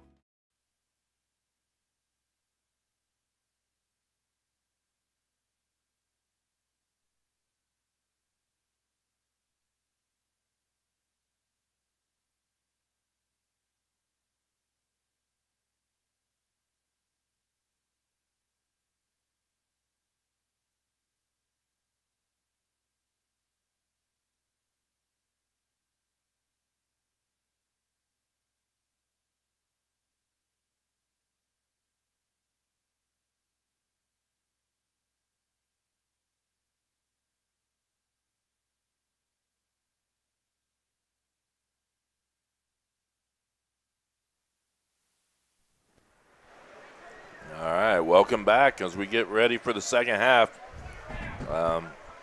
Coach Allen, I think, has some scores and has some stats for us. Yeah, so from the county at least, New Pal football leads Kokomo 28-7. Greenfield leads Beech Grove 36-8. And then we're still looking up some sectional opponents. See if we can't find some scores on them. Stats from the first half. Elijah Edon threw 18 times, had 162 yards. I didn't get how many completions he had, but it was a pretty good ratio there for him. And Mark Kuby had 151 yards on 14 carries, so a total of 156 rushing yards and 162. So a pretty balanced attack there from the Royals in the first half.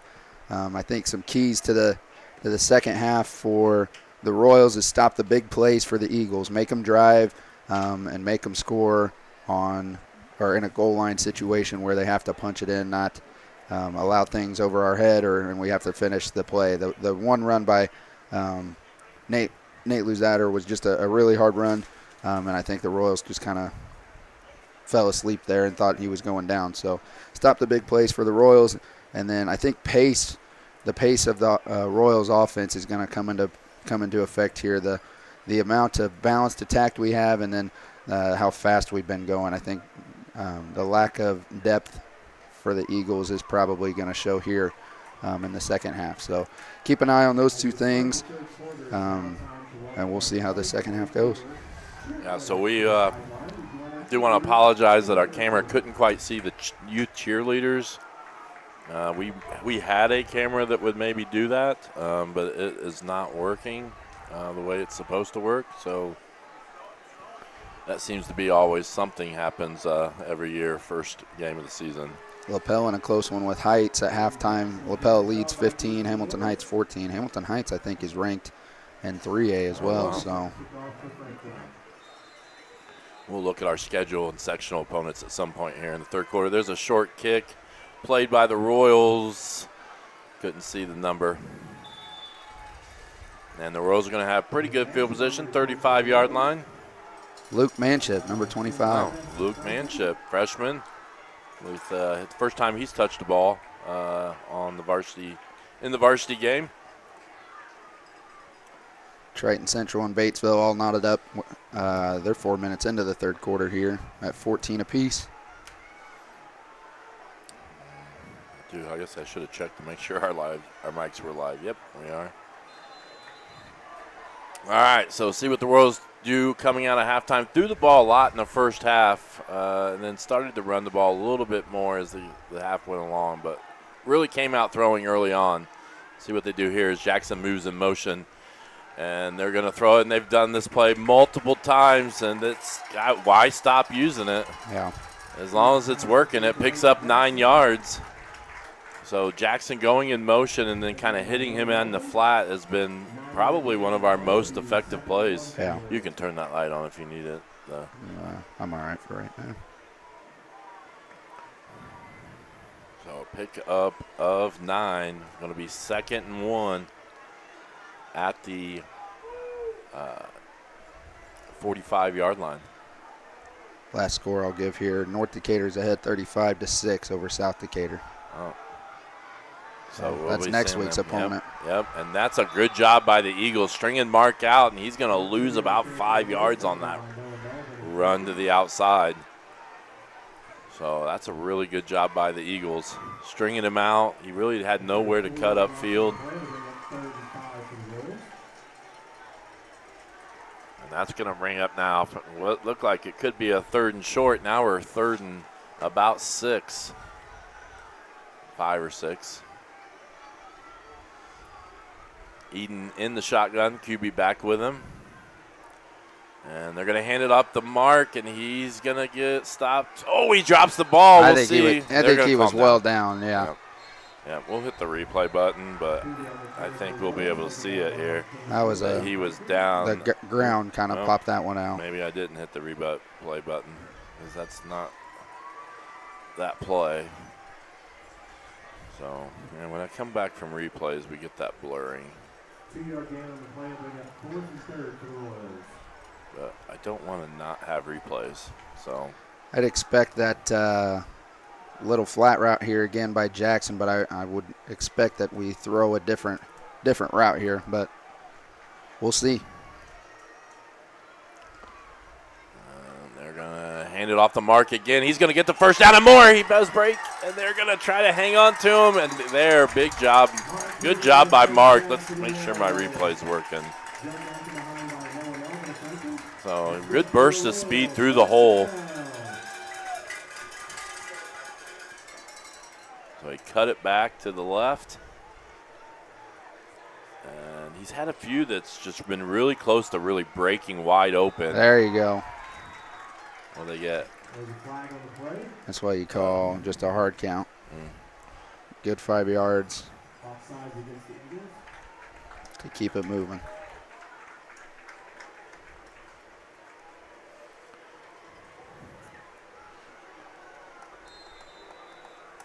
We had a lot of offense early on in the first half. Then the defenses kind of started to step up. See what the second half has in store. Rubel moves in motion to the right. And Eden's going to go deep. And just over the outstretched hands. It did hit his hands. Was that Jackson again? Yep, looking to Jackson again. Yeah, if we have an explosion like we did in the first half here, we could end up with a 56-42, 56-49 game here in the second half.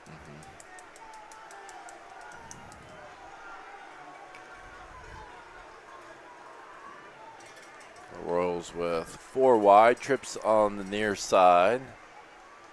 Got Manship, Jackson, and Rubel on the near side. I think Brown on the far side.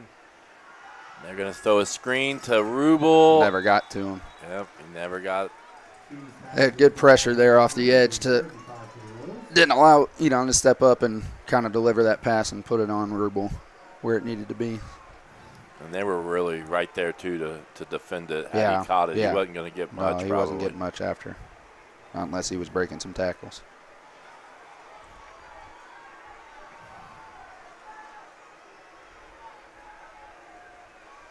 So play call comes in.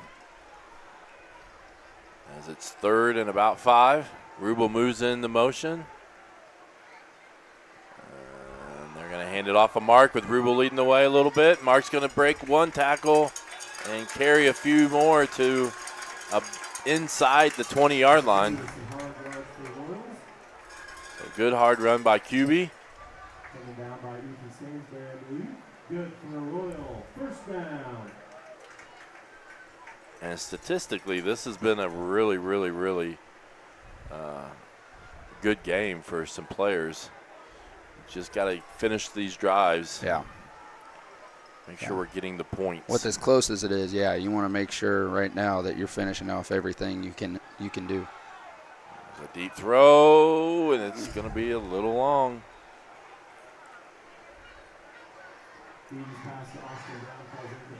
That was intended for Austin Brown. Don't know if Austin's had a catch. He's had a few targets. He had one, like the second play of the game, they went like fade to him for a big pickup of about 35. Yeah, I do remember that. They threw it back to back right off the bat. Hayden's definitely been the favorite receiver tonight. Rubel in motion to the left. Eden's and a flag. Got a false start on the Royals. That's going to make it about 2nd and 15.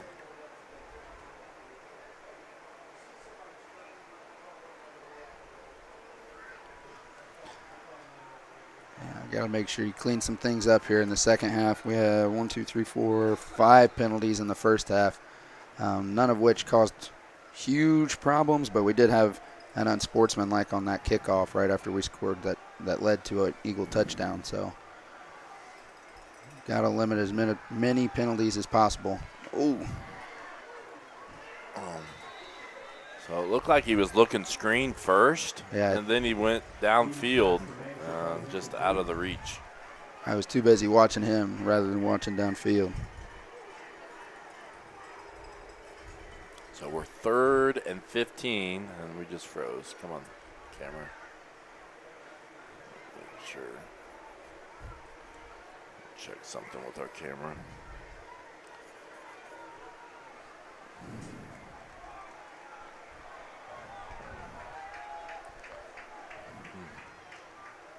Third and long here for the Royals. Try and pick up, make this a 4th and manageable. Little jet sweep action to Jackson, and he makes the edge. Can he stay in bounds? He does! For a Royal touchdown. Make it 3, the trifecta for the sophomore. Wow, what a game for Jackson. As we see it, I thought he was just going to go out of bounds. And you had a better angle of it over there. And yep, he does a nice job turning the corner, getting to the outside. Wow, 3 touchdowns, 2 receiving, 1 rushing.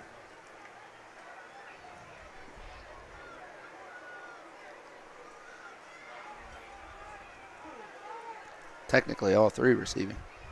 Oh, yes, they are. That was a receive. That was a catch. You're right. So I keep forgetting that sometimes. Yeah, well, the first time he did it, I wrote it down as a rush. I'll get it right back to him, and they're ready that time. They stuffed the edge. So Royals take a 13-point lead. Let's talk about the sectional a little bit. We didn't get to that in the pregame, but here's the Royals sectional. Oh, nope, sorry, that's not the Royals. That's Frankton's. So the Royals sectional has changed a little bit, and a lot of familiar ones. you lose Heritage Christian, you lose Ritter, but you didn't get any easier teams that come in. You added Centerville and Triton Central. Yeah. And so Triton Central has made semi-states yes. quite a few times in the past 3 or 4 years. So yeah, and Centerville just came down from 3A and has been a solid program for quite a few years. So you've got a tough sectional. Like, it's going to be a challenge. Royals won this sectional last year. But like I said, there's no gimmies in there. And then you're kind of like, oh, we get away from Heritage Christian. But then you bring in a Triton Central, and then well, you get away from them briefly because the regional ain't real easy after the sectional either. Right. So we will. That's kind of the new sectional there. If we're gonna just look at Frankton's before we get this kickoff. There's Frankton's. I don't know what theirs was like before, but that's their sectional.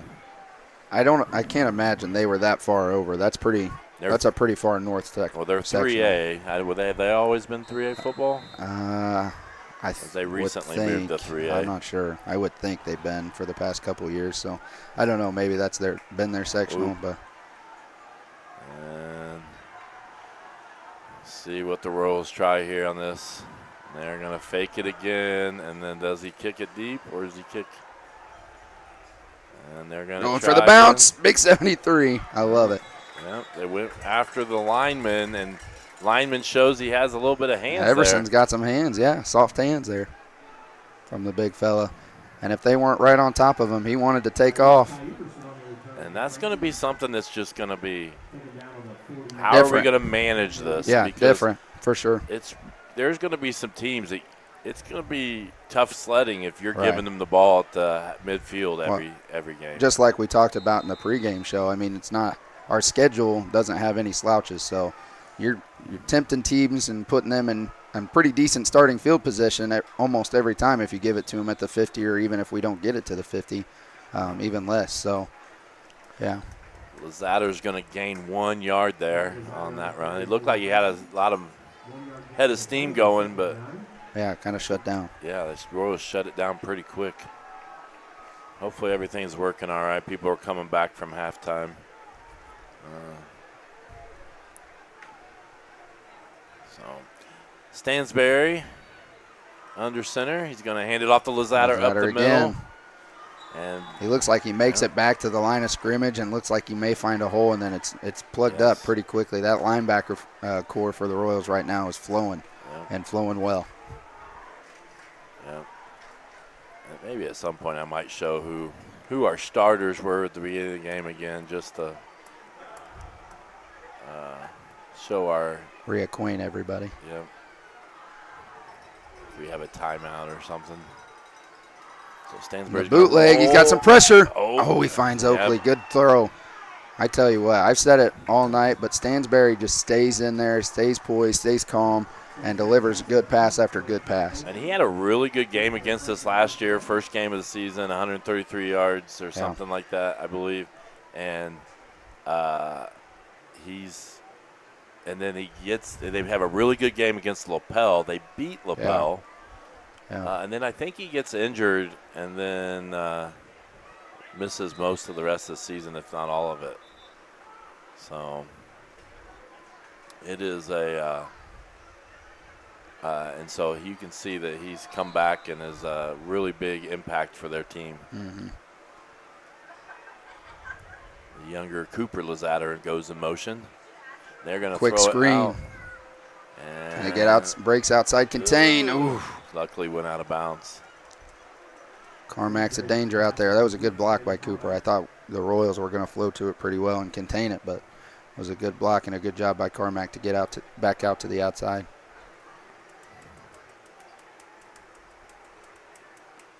And we got a little bit of messing up on the camera. I hope it hasn't been doing that all game. But a lot of whistles. Yeah. I'm not sure what for, though.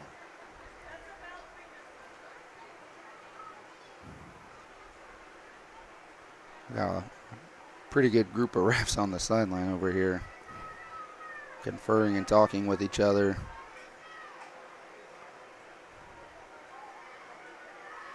Not sure what there is to where talk about. This is where I could take my camera and zoom in. We could read lips. Yeah. But we can just get this thing working.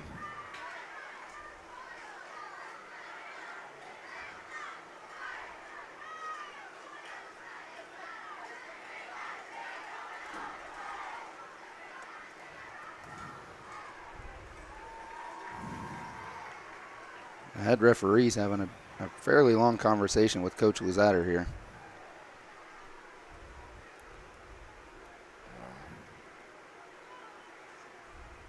Just not even, yeah. Again, I'm not quite sure what that was about, though. All right, so I think we're ready to play. 2nd down and 2. All that time, and we still don't have the play in. Was busy talking to the ref. All right, now I think we're ready to play. Stansberry under center. Is that? And the handoff to Luzader. Yep. He's going to fight forward, but he's not going to be a first down. About a yard. So it's going to be about 3rd and 1. Bring up 3rd and 1 for Frankton.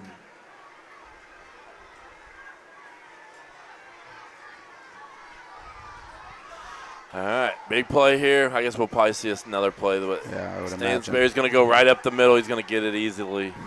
Fall forward. Gain of about 3 or 4. Needed 1. Royal sub in. I do want to mention we did the starting lineups, and I know I was trying to figure out who the starting defensive linemen are, but coaches want to make sure I mention we play 8 guys on the starting. Yeah. There's 8 guys that rotate in on the defensive line. We just pick 4, basically. Yeah. So a lot of people that get credit for that time. Keep them fresh there on the defensive line. Toss out, quick toss to Luzader. It's the most free he's looked all night. It's going to be a pickup of about 4. Yeah.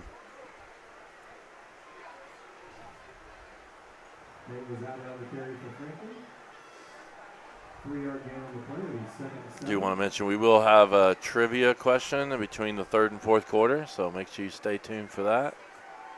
Carmack fade to the end zone, and we got another DPI. Did he come down with it? He nearly came down with it. I thought he was out of bounds myself. I guess I should have replayed it. But I was trying to stare to see if he had the ball in his hands. He did a great job at high pointing that, yeah, and definitely had a good shot at catching that and bringing it down. And that'll be good enough for a first down. Personally, I thought it was some pretty decent coverage out there. I didn't think it was bad. I felt like the flag came early. I'm not disagreeing with the call, but I thought it came a little early. So that's going to give him a first and goal. 5.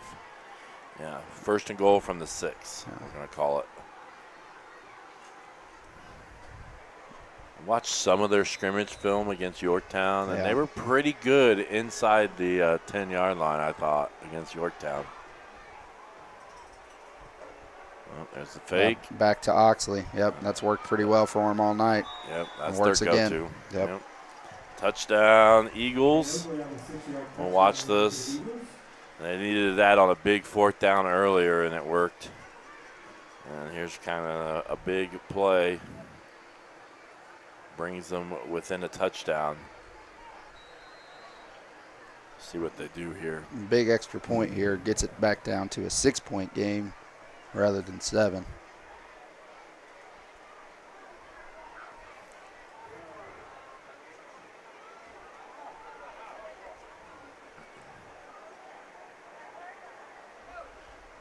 It's going to be short. Nope. Never quite made it up. Uh-oh. We got one down. So, looks like we'll have a little bit of a timeout.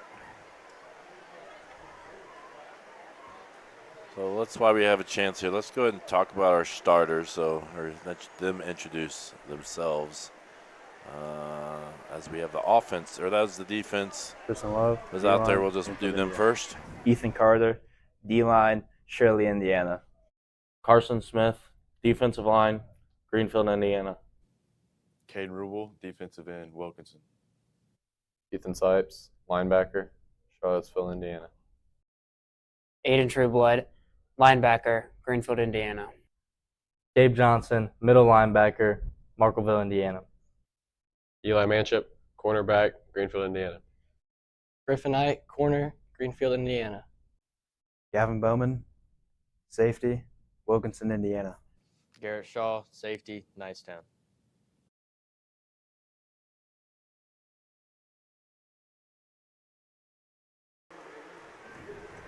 And we'll try to see if we can get the offense. Elijah Eden, quarterback, Greenfield, Indiana. I have Mark Cooley, running back in Greenfield, Indiana. Eli Manship, wide receiver, Greenfield, Indiana. Aiden Jackson, wide receiver, Charlottesville, Indiana. Austin Brown, wide receiver, Greenfield, Indiana.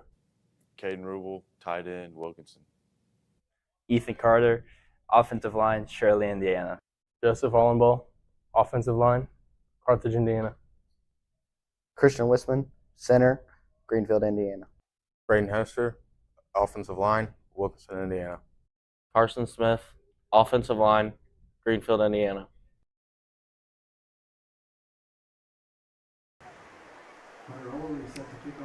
All right. You want to thank them? They came in on did a little media thing. Allow us to do those clips. So thought I would add something. I don't know. Maybe it didn't. I like it. So, all right, short kick. It's going to go to, is that Manship again? Yeah, that's where he was last time. I thought that's where he was last time, but it didn't look like the same guy this time. Evan Wheeler. Evan Wheeler, okay. So Royals going to start the 40, and right now we're having a hard time stopping the Eagles, so it almost feels like you got to match them now. Right now it's back and forth, back and forth. It's like who's going to get a 2 stops in a row. Yeah, who's going to blink first, exactly. And that's going to break this game wide open. So Royals, again, Eden in the backfield. In the shotgun with Mark Kuby. And Rubel in motion. False start. Whole O-line was leaning.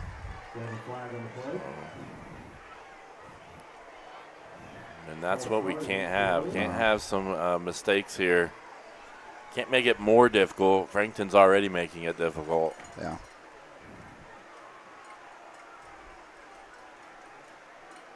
Again, if you're watching from Frankton, just remember you're watching the Eastern Hancock Sports Network.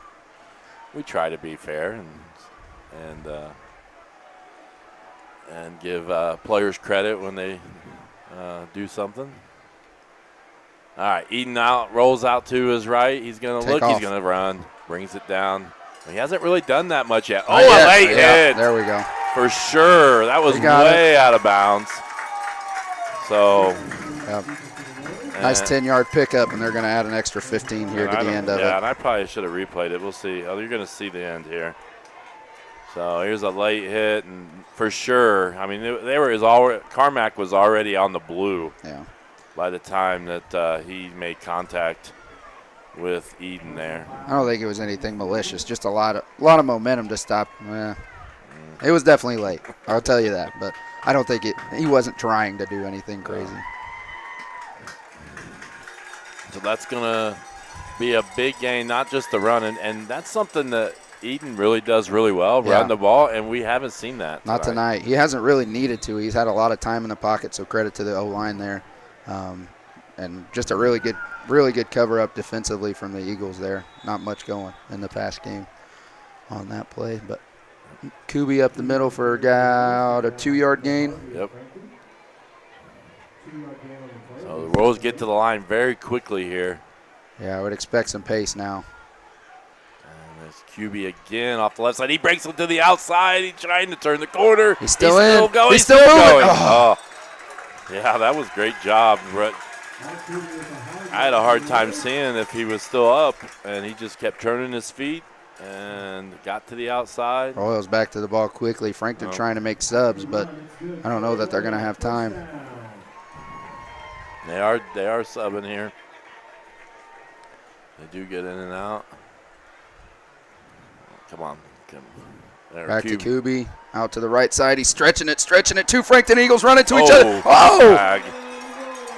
I don't think so. I know what he's going to call. He's going to call a blindside block, but they just ran into each other.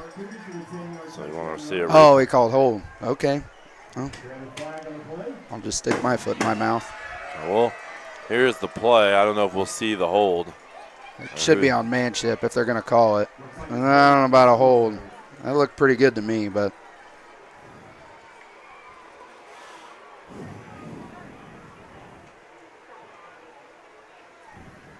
It's going to push the Royals back.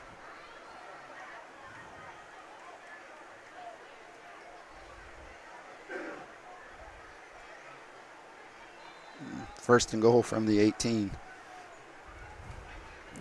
Ooh. Tried to get him offside. It did a hard count. Got a Frankton equal to stand up, but not come across. Eden takes a snap back to Kubi to the outside left. He cuts it up instead of stretching it, and he picks up a nice little chunk there.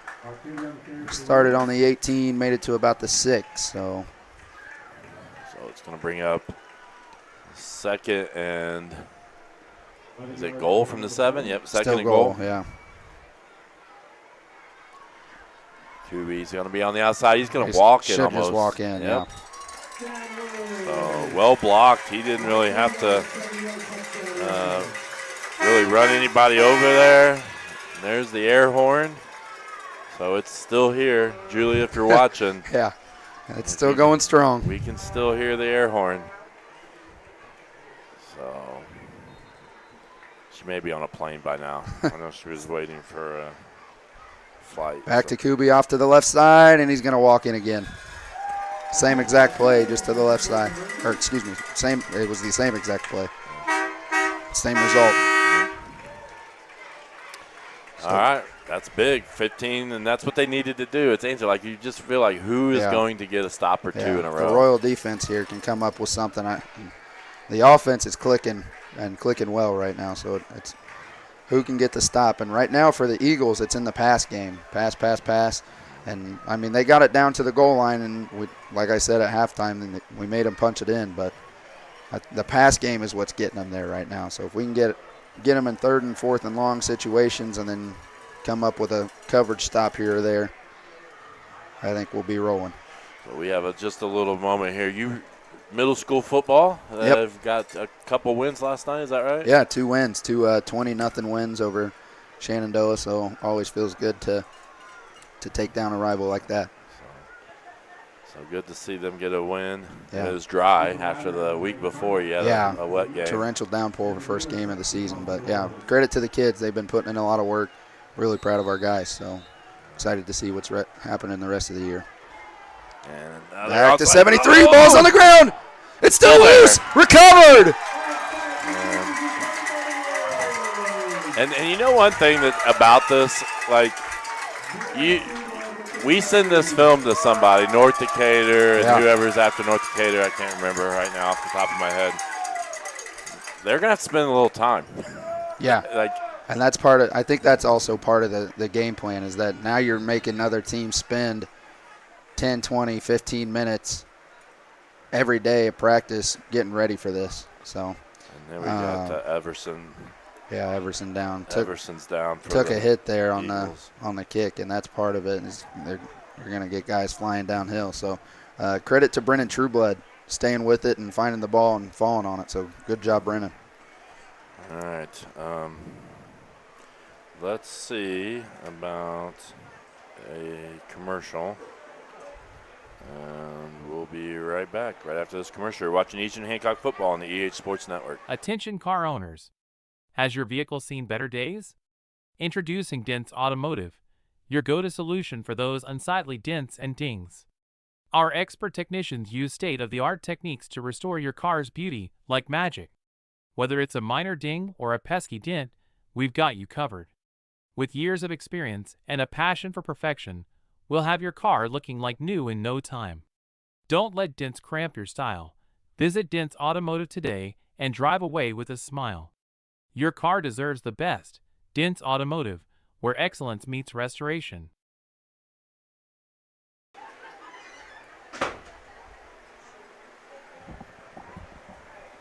All right, so Everson's still down.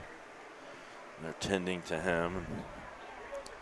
And he's played pretty well all game, so you hate to see that. He is up there. Loss. Walking off now.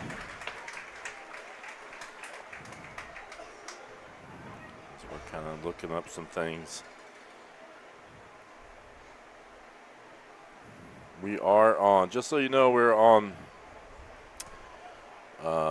multiple devices here. I can't even find my button here. So you can find us on YouTube. That's probably the best quality, I think, video quality is on YouTube. You can also find us on Facebook. We're no longer able to stream on Twitter because now you have to pay for a premium account to be able to stream on Twitter now. Gotcha. And we are not paying for a premium account. Come on, Elon. So, and then IHSA TV, you can find us as well. So QB off the left side. He's still turning his legs. He's still going. And he's going to pick up a first down about 12 yards there.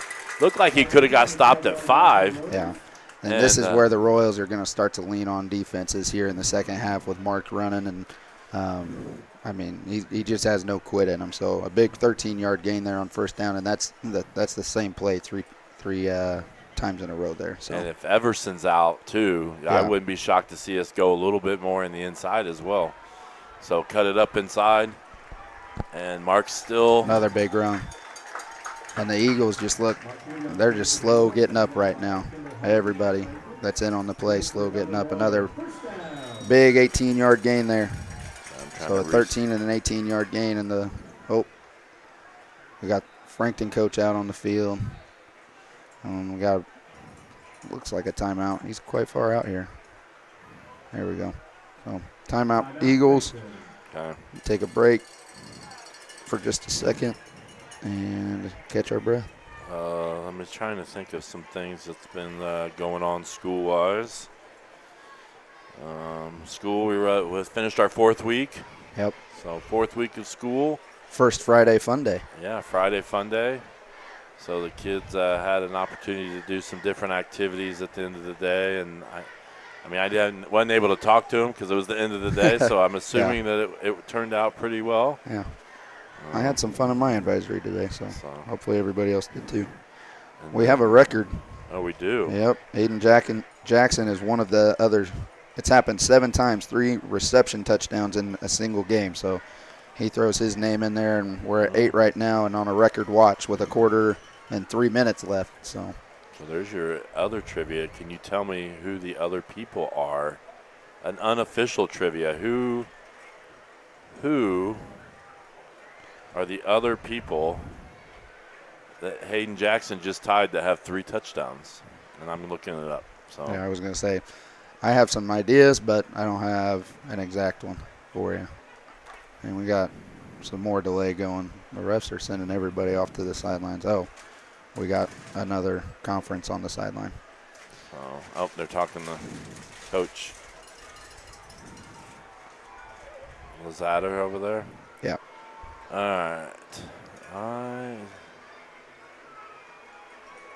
Just ask me if I want. Yeah. Okay. So game. In a single game, yeah. Apparently it's happened 7 times. That's quite a bit. Now 8 at the moment. Single game receiving touchdowns. I have them here. I have all the names. Yep, false start. Anybody want to guess the names of the 7 people? I'm trying to see if there's a repeat. There is not a repeat. So now 8, counting Hayden Jackson, and it's all, everybody is down here with one time. So there's your unofficial trivia. We already got an answer. Is it fair if you're the mother of one of the people? Does that count? I think it counts. She was there. She was birthed there. him. Oof. So penalty there on the Royals, and this is just I'll tell you, want to finish flow off the of drive. game. The flow of game is kind of like it's been a little choppy here. Yeah. Choppy for the past 5 or 6 minutes. She says yes, it is allowed. I agree. I agree. I was just giving a hard time.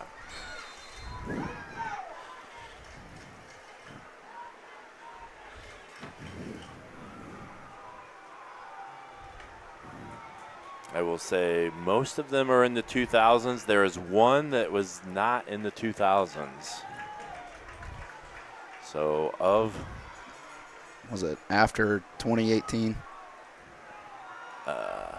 No, I mean like earlier than that. Oh, there's a Another flag again. Mark's going to gonna score. Walk in, but he's going to score, but I think we're going to have a flag. I think that one's coming back.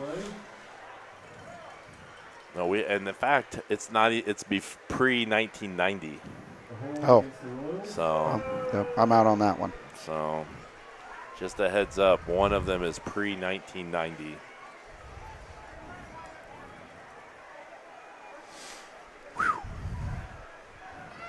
Boy, oh boy. Do you want to know the answers? You want to try to guess some, or I don't want you to. Early 2000. I'm gonna guess there's probably a Bragdon on there somewhere. There is a Bragdon. Okay, Well, Cody was the quarterback, so it had to have been Brett. 2000s.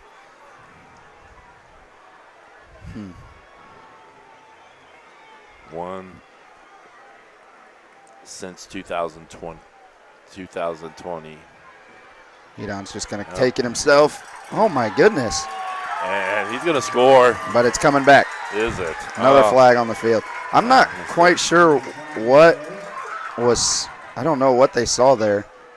You have a replay for that one? I did not. That's I hit the flag button. I did not hit the replay. That's all right. I was searching. They're going to call holding again, but I'm just not.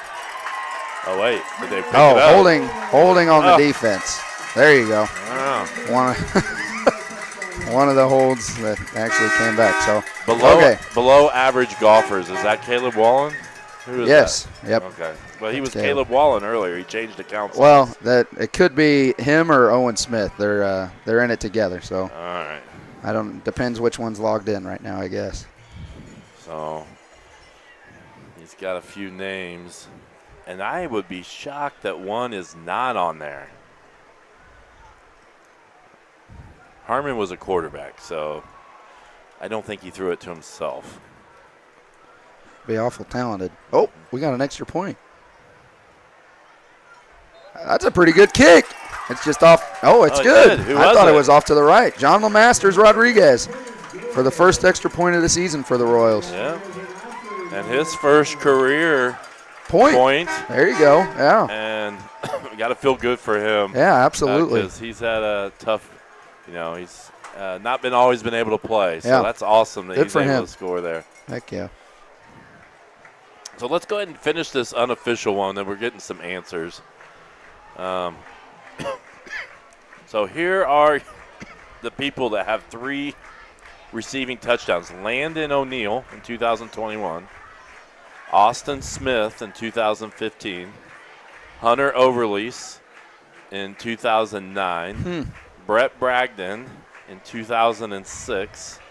Mark Engelking in 2004. Josh Roddy, which was guessed in the chat, 2002, wasn't really guessed. It was known.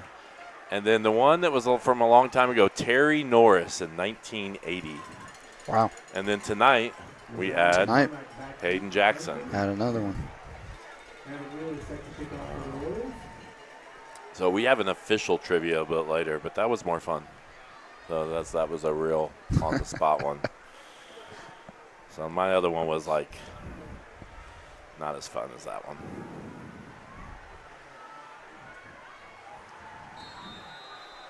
Also probably easier. All right, they're going to kick it deeper. Deeper is correct, yeah. Oh, no. Nate Luzader still on his feet and trucking. Oh, no. Get him. Oh, Good shoestring diving. tackle there. Who was that? Luke Manship, I believe. Yeah. Just able to swipe the feet out from under. Oh, Oh, my goodness. Flag.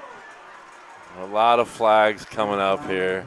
I'm going to guess that one's on the blue team, too. And this is getting to the point. What is that? Unsportsmanlike. Okay. Oh, they've ejected. They've removed whoever it is. Well, if it's the second one. Is it by specific player? If you get 2, you get ejected. They keep track of them. Unsportsmanlikes are. So,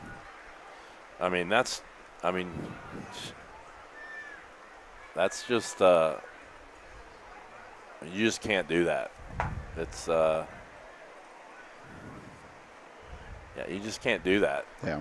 And that's just probably a little bit of growing up a little bit Yep. and being Unfortunate part is I think you either miss the next game or you miss a half of the next game. Oh. I know you missed time in the next game for sure. So. Unsportsmanlike. So that's tough, and we just hope that. Landon O'Neill thinks he knows one. So most of those 3 touchdown games were against West Dell, by the way. 4 of those. Wow. There's another fun fact for you. Yeah. All right. See if the Royals can stop after that big return and then the unsportsmanlike conduct. Yeah. Good first down play for the Royals. Good stop on defense. Should be got back to maybe the original line, or looks like maybe a loss of 2 there. So. 2-yard loss of the play to make it 2nd and 12. Still a whole quarter left to play, a whole quarter and some minutes. So quick score here from the Eagles, and they put themselves. Oh, what a move. That's going to be a touchdown. Touchdown, Frankton. And that is on this side. It was. Back to number 3. Back to number 3. Trey is Bennett. Trey Bennett's second touchdown. 6'6" is pretty hard to guard on the outside. Yeah, and we're just if that's definitely official. Outsized. Yeah, definitely outsized there. And that's a sophomore. So hopefully he's done.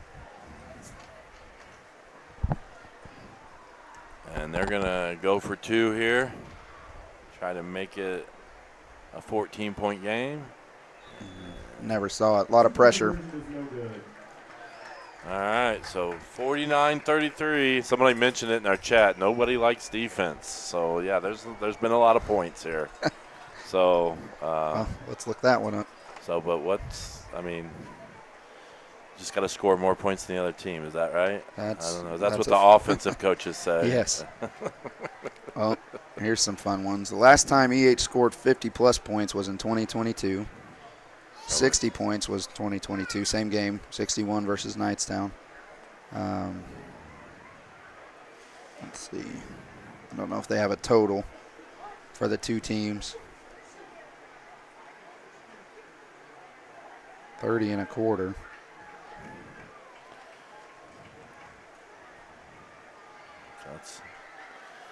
So 2 minutes and 3 seconds. We'll get our official Dave's Express Care Car Wash trivia question when we come back or get to the third quarter. It just seems like this game's really going slow because it's so much scoring. A lot of passing. A lot of passing on both ends. Yeah, there's a few years ago that we had. I probably ought to check to make sure our camera's not going to shut off on us, actually. Going to extend it. Oh, it says it's going to record till 11:15. If this game goes to 11:15. We got other issues. That ball's kicked real deep by the Eagles. And, touched it, so now you got to take it. Oh, and some poor starting position here. And some new life on the Eagles sideline. Yeah, and right now the Royals kind of imploding a little bit. They're making some self-inflicted wounds. Yeah.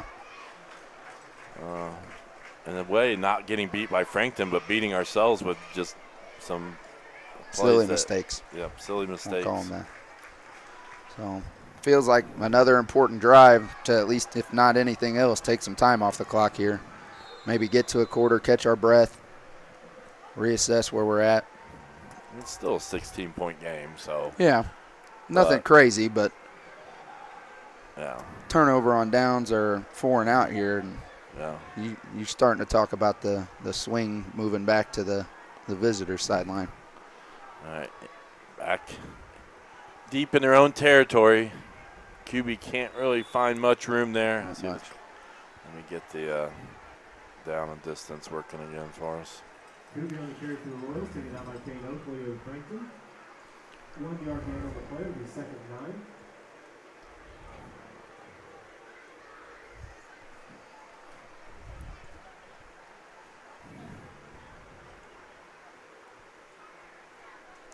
Well, there's a new one for Galleon to add to this book. Oh, yeah. There's total score in a game. Right. Sorry, I'm working on scoreboard issues. Rubel in motion, handoff back to Kubi. Not many blockers out there. I don't know if that was by design or maybe a. Kubi on the carry for the Royals, taken down by Kubo Zader. No gain on the play. It'll be 3rd and 9. If anything, that was a loss of about 1 or 2, according to the sticks on the opposite sideline. So definitely have leaned on the running game here more in the second half. So we'll see what the Royals opt to do here at 3rd and long, 3rd and 10.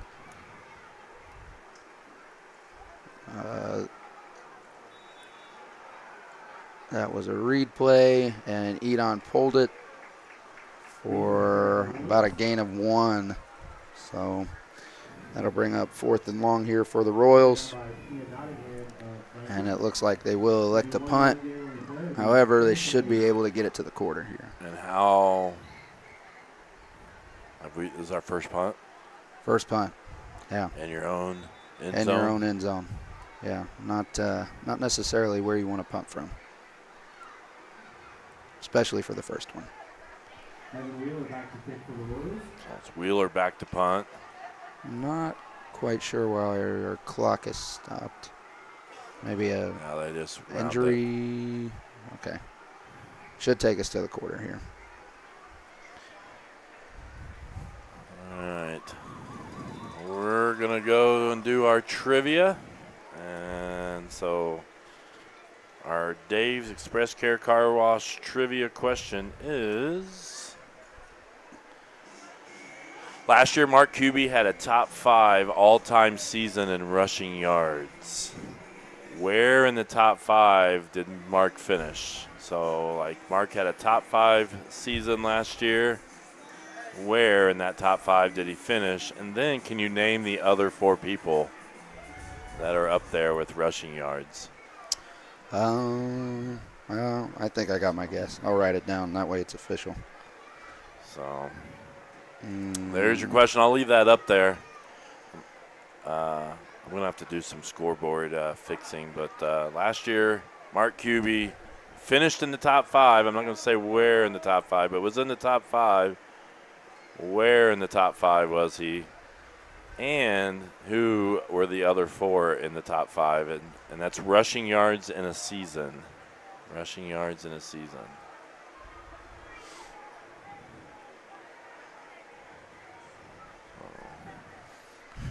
See if anybody guesses. You can answer on Facebook and YouTube. We can see it right here in the booth. And we'll leave that up there on the trivia, and we'll see some of our answers. See who can win the first trivia of the season. And that's be disaster. Over the head. Oh, now you'd say, oh. That's exactly what you did not want to happen. So that'd be a safety for the Royals. For those of you watching at home, snap over the head out of the end zone will result in a safety, which is 2 points to Frankton, and the Royals will kick off to them, and Frankton will get the ball. So what was a 16-point game now turns back into a 14-point game, with Frankton getting the ball here at the beginning of the 4th quarter. Yeah, that's and we had worry all over that. We had worry all over that. Yeah. Like, it's a tough spot to be in. Yeah, because it was like a punt earlier, at least where you had tried it, not in your own end zone. Yeah. Would have been nice. But I'm going to mess with the scoreboard here, so you can take it for a little bit as we're starting to get some answers in. So answer on YouTube and Facebook. Let us know who you think, what position he finished in, and who were the other 4 in the top 5 for rushing yards in the season while I work on this. I'll go ahead and mute me so I'm not talking to myself.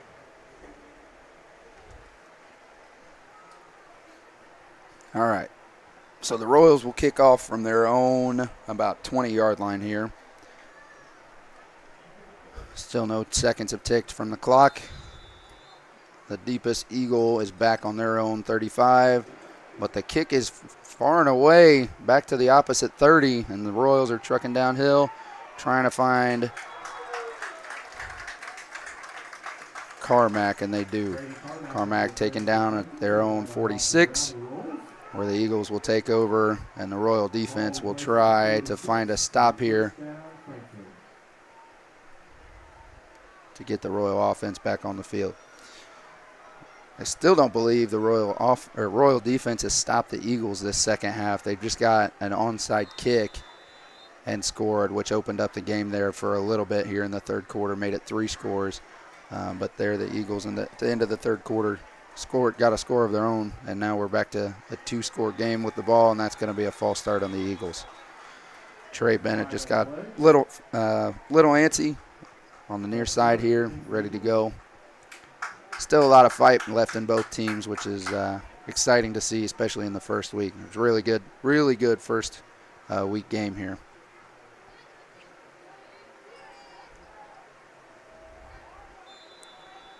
So you got Cooper Lazzater out on the far side of the field in the slot. Keep an eye on him. And they go to him. The ball's on the ground, but he never had it. He never had it fully, and that's the correct call. So looking for Cooper Lazzater on a quick slant. He was going to pick up 6 if he could have squeezed it, but really good coverage and defense there by the Royals to swat it out of his hands. It's going to bring up 2nd and 15 here for the Eagles.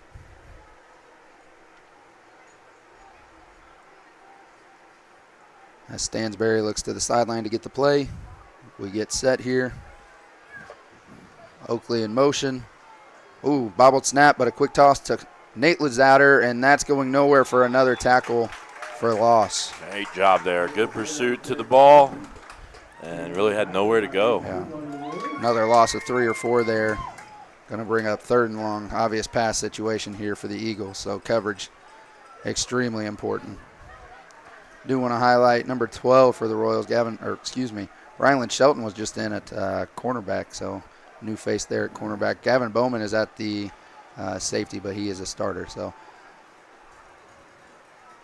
we got Carmack to the wide side of the field. He's looking that way, finds Oakley for a nice little game of about 12, 13 yards, and would make it 4th and manageable, about 4th and 7 here for the Eagles. So the nice job getting back, after that tough 3rd and long. Now they've got, like you said, 4th and manageable. Mm-hmm. And maybe a little too far for the Oakley misdirection, but we'll see. It's worked so well. They look like they're lining up in punt. I wouldn't. The Royals don't have anyone back deep, so I don't think they're going to be fooled here. They're I think, comfortable just letting it fly over their heads for this one. And it is up and away, kind of to the side, and that's going to be a fairly short punt of about 20 yards, we'll say. I think Etch walked right where he thought the official needed to mark that. So the Royals are going to start with pretty good field position here with 10 minutes and 18 seconds left in the fourth. Ahead, 49-35. So just a reminder, our Dave's Express Care Car Wash trivia. Last year, Mark Kuby had a top 5 all-time season in rushing yards. Where in the top 5 is Mark's season rushing yards? Like, where in the top 5 did he finish? And who were the other 4? I think I got some answers. So they're coming in with some answers on here as well. I know you can't see it as well as we normally have. Hopefully next home game we'll have that monitor Yeah, working. Cole Allen had very little rush yards in high school, so but thanks, Caleb. You got where you at? Oh, I see it. Yeah. Put the laughy Oh, emoji there's next going to back to Brown. They went to that early. More laundry on the field. And that's going to be against the Royals. They've challenged Carmack on this side. Brown comes up a little hobbled. Hopefully he walks this off. They've really challenged Carmack on this side, and I'm not sure that's the guy I'm challenging. No, I don't think that was in the original scouting report, so interesting to see that. Because he's been impressive on both sides of the football on the outside.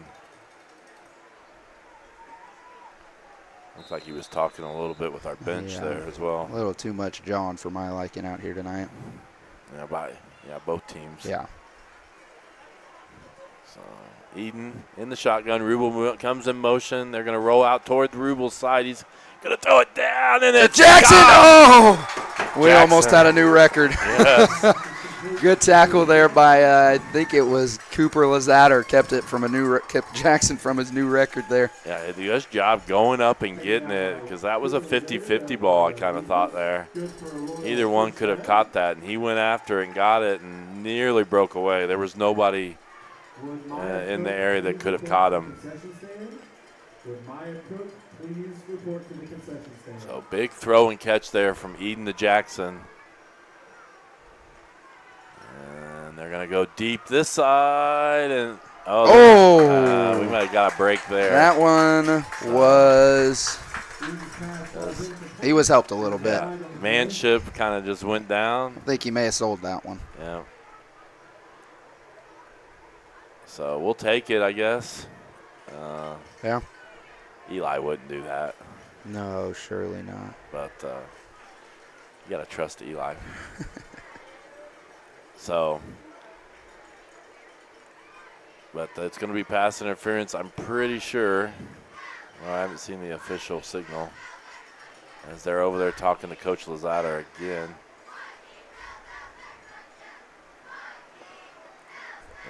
The officials have spent a lot of time over there. I don't know. We've been talking quite a lot. So, they're waving it off. So, wow. And I can't disagree. I kind of thought the same thing. So they waved off the flag. It's interesting. I thought that it was enough that they would get the call. I didn't think it was, but anyways, we'll move on. 2nd and 10. Eden looks to throw. He's going to pull it pressure. Down. Yep. Tackle for loss here. Loss of about 2. Right now, just not able to get anything going there. Couple plays in a row. 3rd and about 12. Eden's going to give it to QB. QB's going to try to get the outside. They defend it really well. Really good open field tackle there. 28, I Anthony believe. Tillery. Yep. He's had a couple pretty good ones. And Mark kind of hobbles off a bit there. So Sipes comes in. Sipes subbed in earlier for him. It was really effective. And it looks like the Royals are going to punt. So hopefully we had some practice. I don't know how much time they'd have to practice over here, because at least one of them, I'm sure, was on the field here. This long snap. So Brady Carmack back to receive the punt. Let's work on the long snap. Oh, and they're going to get a 5-yard penalty probably. Let's see if we get. Oh, delay a game. Delay a game against the Royals. Delay a game.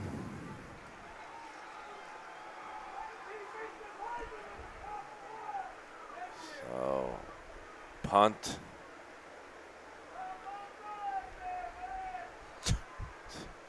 My favorite. Yes. I do believe they've only called flags on us tonight. I don't think they've called one on Frankton. Catch the sarcasm. Yes. As our fans, we can hear our fans. There was a better snap. Better snap, low punt. Going to keep it away from Carmack, which is just fine. Yep. And that's not bad. I mean, No. you just don't want to return. Like You're if you can, changing field position, that's exactly what you want out of that. yeah. So we will take that for a punt every time. And it's so hard to go from Aaron Redmond last year, where he would just boom the ball. Really good punter and kicker. So, like I said, we're going to develop someone here, and it'll help us through the season. All right. Eagles need a big drive here to get themselves back in this game. Stansbury's going to throw an out. Looking to Bennett. Oh, and we haven't wrapped him up yet. Yep. Bennett keeps fighting for extra yards. Ryland Shelton out there in coverage.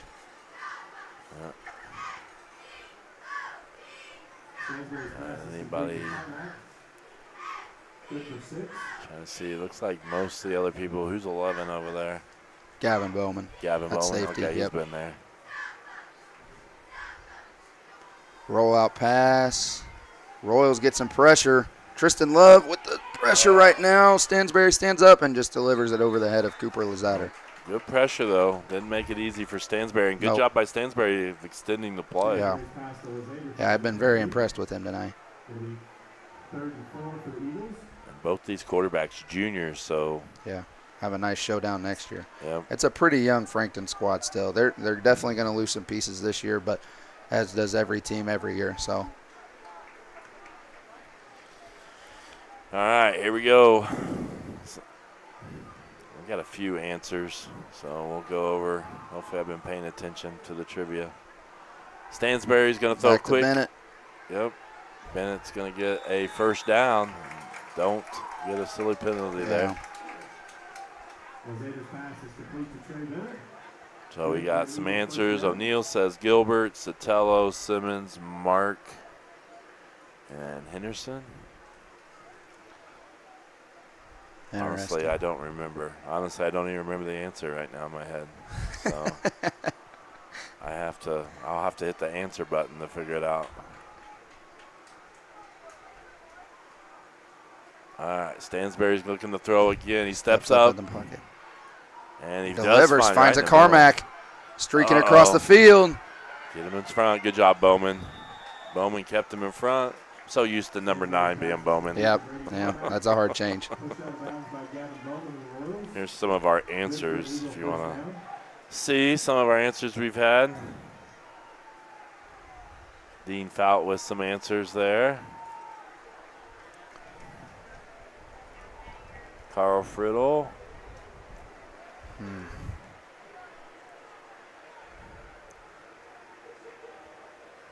We'll get to that here in a little bit. We'll watch this play here. Good job. Where is that? Oh, no. What? Is there a flag on the wide side of the field? I don't see it.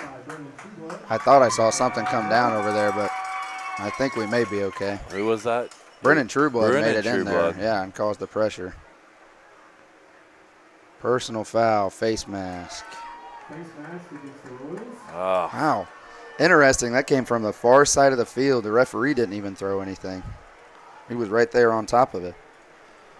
Right now, just the personal fouls, unsportsmanlike, very Penalty. Eastern Hancock-like right now. We've got to get this figured out. We've doubled our total from the first half. We have 10 in the second half, 10 penalties. Pressure. Stansbury goes deep. He's going to throw it to Bennett. Bennett. And he hauls what a it in. catch. What a catch by Bennett. And now they close within a touchdown. Now things get interesting. And again, it just goes down to plays that we've helped them a little bit. We've shot ourselves in the foot a little bit. But that was a really impressive catch. Yeah. You can see in that replay. He hauled it in. So now what do? You looks like they're just going to go for the extra point. Try and keep it at a 7-point game.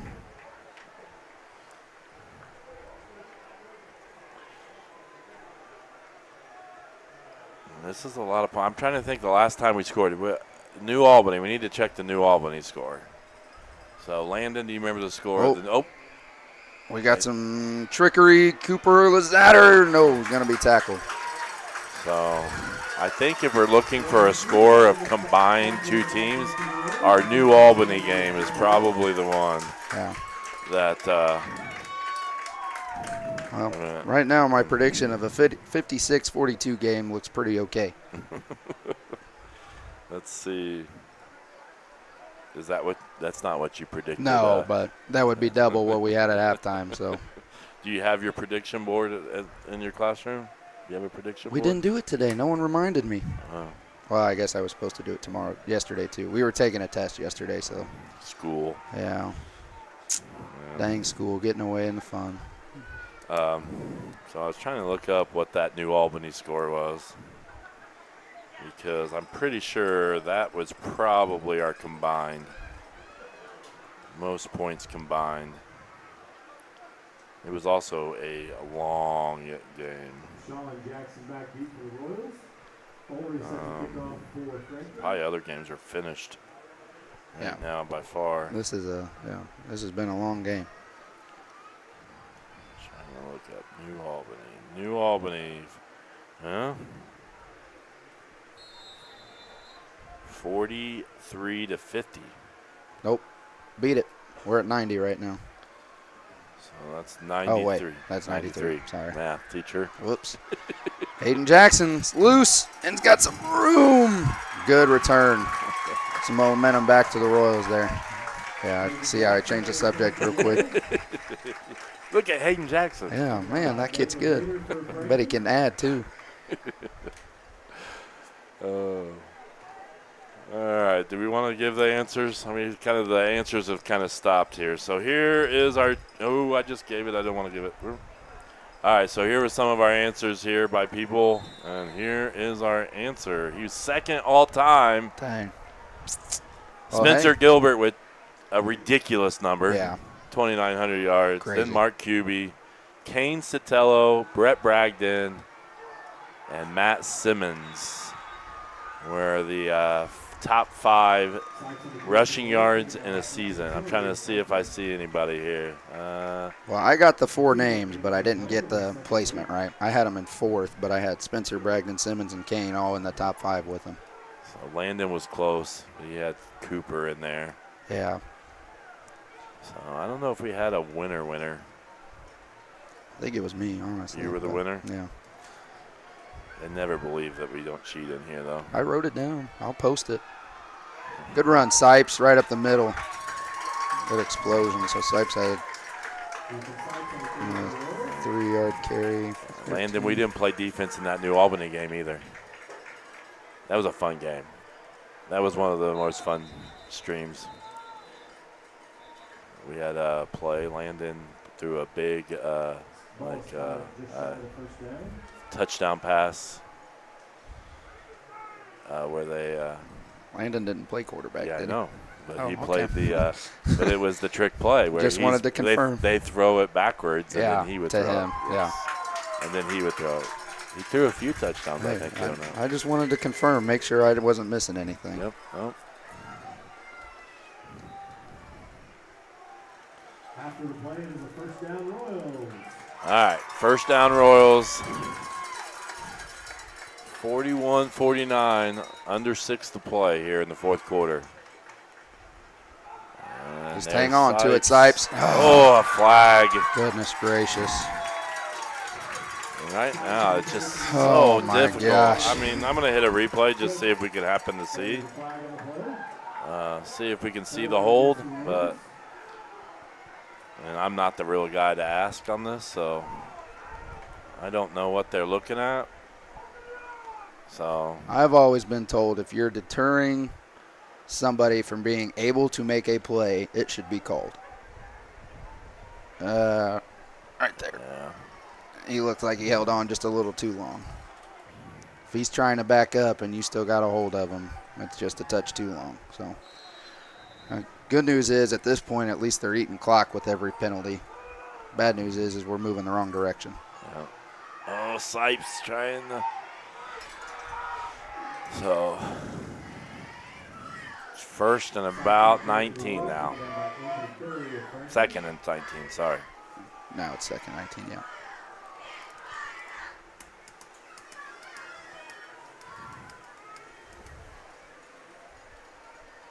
I appreciate it, the comments there. All right. Back, Eden's going to roll out to his right. He's going to throw it deep to Jackson. He's got it. He may go. And that is the record. A new record. I want to hit a replay one more time. So a new record, Hayden Jackson's 4th touchdown catch. That is a school record. Most touchdown catches. And it's not his first varsity game, but it's his first varsity game that was in like the regular rotation. And that is impressive. And I'm pretty sure he will be on North Decatur's radar next week. So, unofficially, I think he also just broke reception yards in a game. Oh. Very unofficial, very unofficial. But if he got one more catch for about 10 yards, I think it would be pretty official. Low snap. There we go. Hold down. Hey, there you go. We got this figured out. We got this extra point stuff. Yeah, I'm pretty sure they lied to us. We don't have a kicker. What are you talking about? 2 for 2. 2 for 2. And the Royals extend it. And what do you have him for unofficially? Unofficially, I have him for 211, and I had ready for Roddy, for 208 and 02. So we'll see. That's what I'm saying. It's very unofficial. I'm not. Yes, he's keeping it on paper, and Coach Gallion always goes back and watches the film and Gallion will spot me. Yeah. Yeah, he'll get it if it's a real. So, but what a game! Just a sophomore. Just a sophomore. And kind of burst on the scene here tonight. Yeah.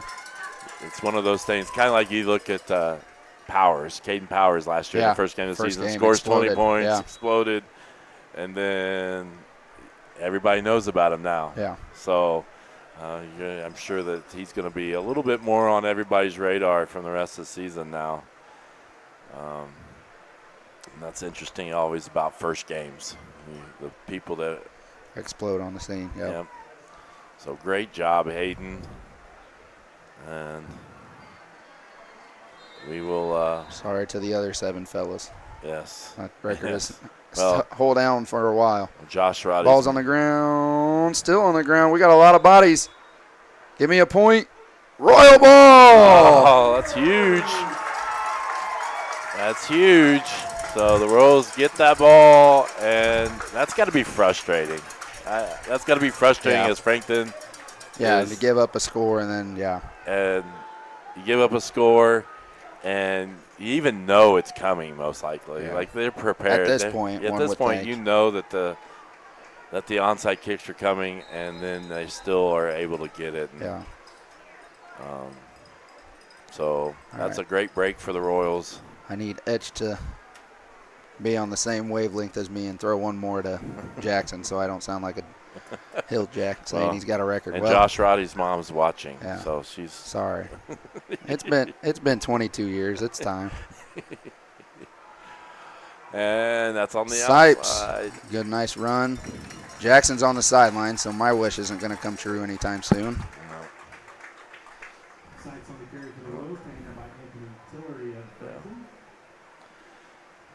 So Royals have a few subs in here. A lot of starters still too. Who's on the far side there? Is that Shaw? Shaw's out there, so Shaw's playing wide out on the far side. Manship's in the slot right now, taking taking Jackson's spot. And then Evan Wheeler's now in the backfield. So, and Luke Manship's at Y. Oh, yeah. So a couple new faces there on the offense.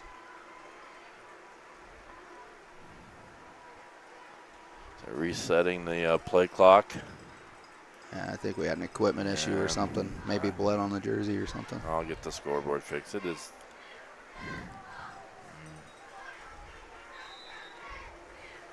Try that.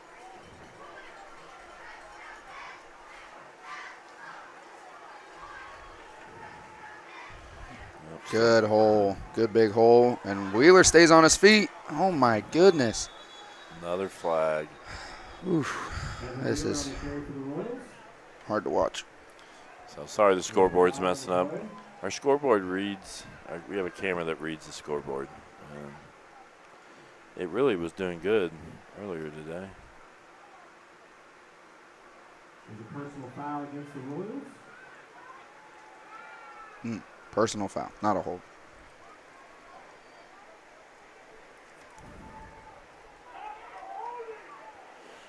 Personal foul. Oh, are they kicking another person out? No, I don't think so. So, see, the problem with calling that many is you have to write a report for everyone you call. So this guy's got a lot of paperwork to file on Monday. I believe that's unsportsmanlike, not personal fouls. So. All right. Sipes up the middle, or excuse me, Sipes. still Wheeler still on his feet. Got the first down and some more. Yep, nice job. Going to be all the way down inside the 20-yard line. The Royals just kind of taking away some clock. So 97 points in this game. And I'm going to guess that 93 was the record with New Albany a few years ago. Way on here. It's a record that 16. Coach Etch and Coach Gallion probably like, and what Coach Robbins doesn't like. Yeah.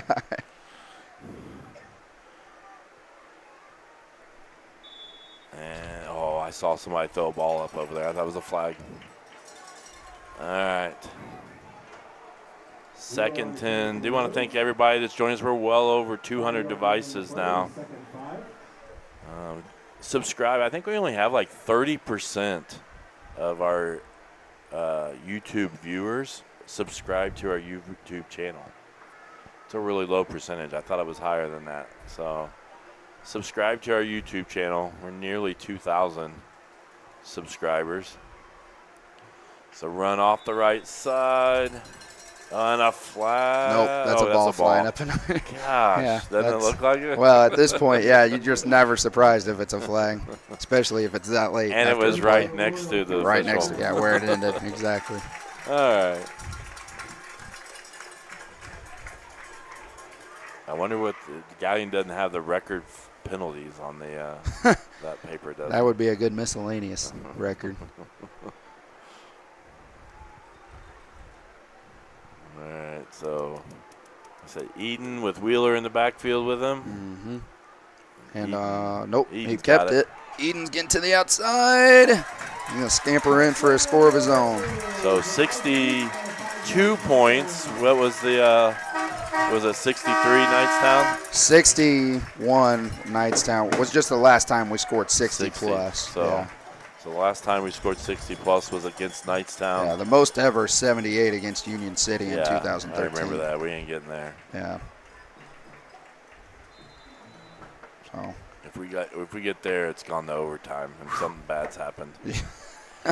And 2 minutes 14 seconds. Yes.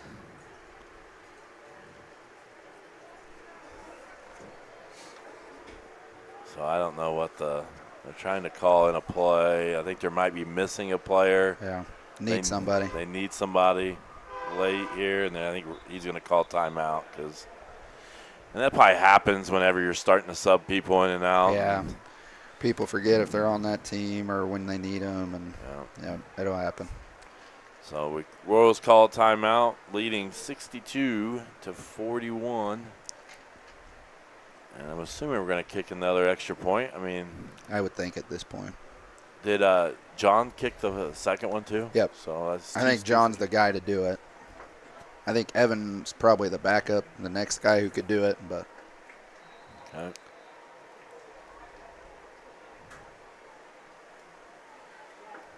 So the snap is down, and Eden's holding, and he did it again. 3 for 3.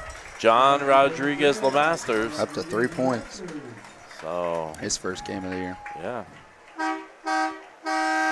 So we're going to have a swap of the field here. Let's trying to think. We talked about middle school and high school cross country tomorrow at Monroe Central. Volleyball team playing in the Shenandoah Invitational tomorrow. It's tournament, an invitational they won last year. They're off to a good start, 5-1 here early on. Yeah. Lost to Connorsville the other night. They already got a trophy on the year, too. Yep, and they won the season opening tournament at Morristown. So good luck to those teams tomorrow. And really all of our sports are really going. Yeah. I do want to mention real quick, we have a Amazon wish list. A lot of people ask us, like, what could we do to help the live stream? And for the most times we're just like, well, I mean, there's nothing we can't, like, we take like sponsorship and stuff sometimes, but right. But we thought, well, maybe there's some things we can make an Amazon wish list of some odds and ends things that we usually purchase every year because a cable breaks or something breaks, or and so there is an Amazon wish list. If you'd like to help us out, that's kind of what we would like. And you don't have to, obviously, but that's just something we offer, and it's on our EH Sports Network website. You can find it through going through the EH Athletics website. All right, there's Lizatter. Tillery. Was that Tillery? 28. Yep. I missed it. So I do want to mention that. Or you can find it on our EH Sports Network, Facebook and Twitter. I think there's a link to it there as well.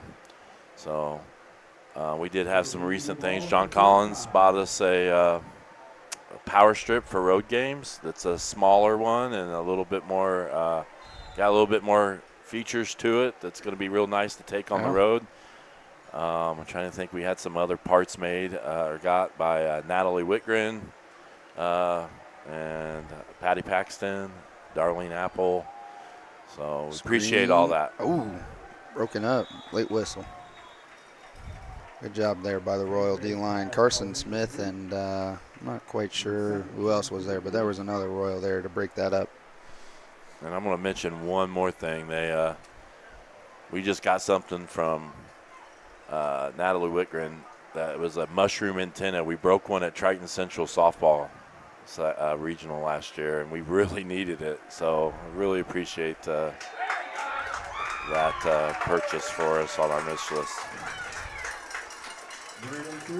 Brennan Trueblood and Christian Wisman in there on the sack. I think that one's a split, but a couple new faces there on the D-line. We have some others. Anybody else we can? They're pretty much the back end. We're pretty much the same, I think. Cook's in there at middle linebacker, 22. 5. Taylor Conley, 60. Gabe's in there still. Right up the middle to Nate. Ooh. Oh, there's a flag. Just a tackle up high. I don't know. Is that a penalty to tackle? Unless he called a face mask. I don't know. Face mask, yeah. About the only thing it could be. You can, I mean, high tackles are not great to watch, but they're not illegal. So face masks are, though. So next week, we have not applied for it. The Royals will travel to North Decatur as we kind of look toward next week. I'm assuming they're going to win their game easily. There's a good chance that both these teams will be ranked next week. Them in 1A, us in 2A. But we'll try to get permission. They lent us 2 years ago. Oh, good pursuit on the ball there. But so next week we'll be hopefully streaming at North Decatur. And then on Monday we have the girls volleyball's first conference match against Westell. Be a good one. Stansberry's going to throw it deep. And they're going to call pass interference. They're consistent. They are consistent. So I didn't see much there. I think they're going to call defensive holding instead of pass interference, but we do have some features that we hope to incorporate. We have a camera. We can point wherever. That did not work tonight. We're hoping to get Coach Cody Hibbert back on the sideline cam. We can even maybe do some on-field interviews for post game with that new camera. We can point it wherever they're standing. I don't know if Coach Knight's going to join us for our post game interview today. Yeah, he's already down there, and but we're hoping to be able to point that camera at one of the coaches down there and give them a microphone, and we can and a headset, and we can actually communicate. We have a lot of big plans here for this season. Unfortunately, none of it worked out for tonight. So there's a throw deep, and there's might be offensive pass interference if you want to call something, but they're going to just let that one go. All right. But Stansberry throws it here. I'm just interested. So here's the replay, and I may be wrong, but it just seems like maybe not. We just kind of maybe we just fell down. I don't know. So we are blowing that record out of the water, I think, for most points in a game. We are up to 110 combined points and no overtime. So this is a regulation combined. Did he get in? 112. 112. The two-point conversion is good.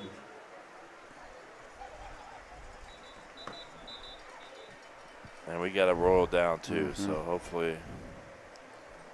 I would assume at this point we've probably got some people cramping. We've been out here for a while. Yeah, and it's still pretty toasty, at least where we're at. I bet it's probably comfortable out there. Probably not too bad out there. We don't have a lot of airflow here. One of the athletic boosters had pork burgers today.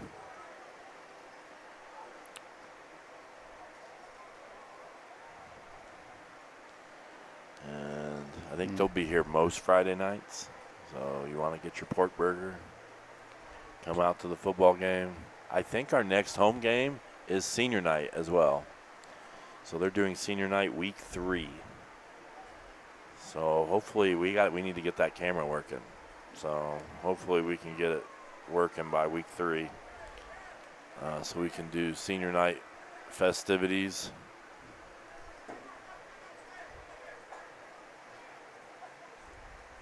And they're trying to get subs in.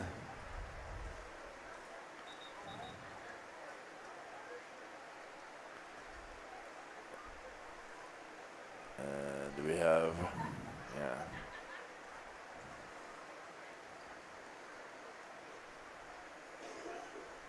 10.2 seconds left here. Royals are going to go 1-0. I did a poor job at updating my I worked hard on these extra scoreboards. You're going to see at the end, and I never. Just fall down. Just fall down. Just fall down. There you go. Good catch in the air by Luke Manship. And fall down. Royals are going to take a knee. And we're going to call it a night at 10:08. Yes.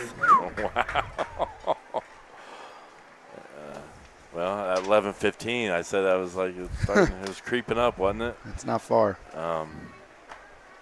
So I do want to, let's finish this game out, but want to thank everybody for watching and showing up and online.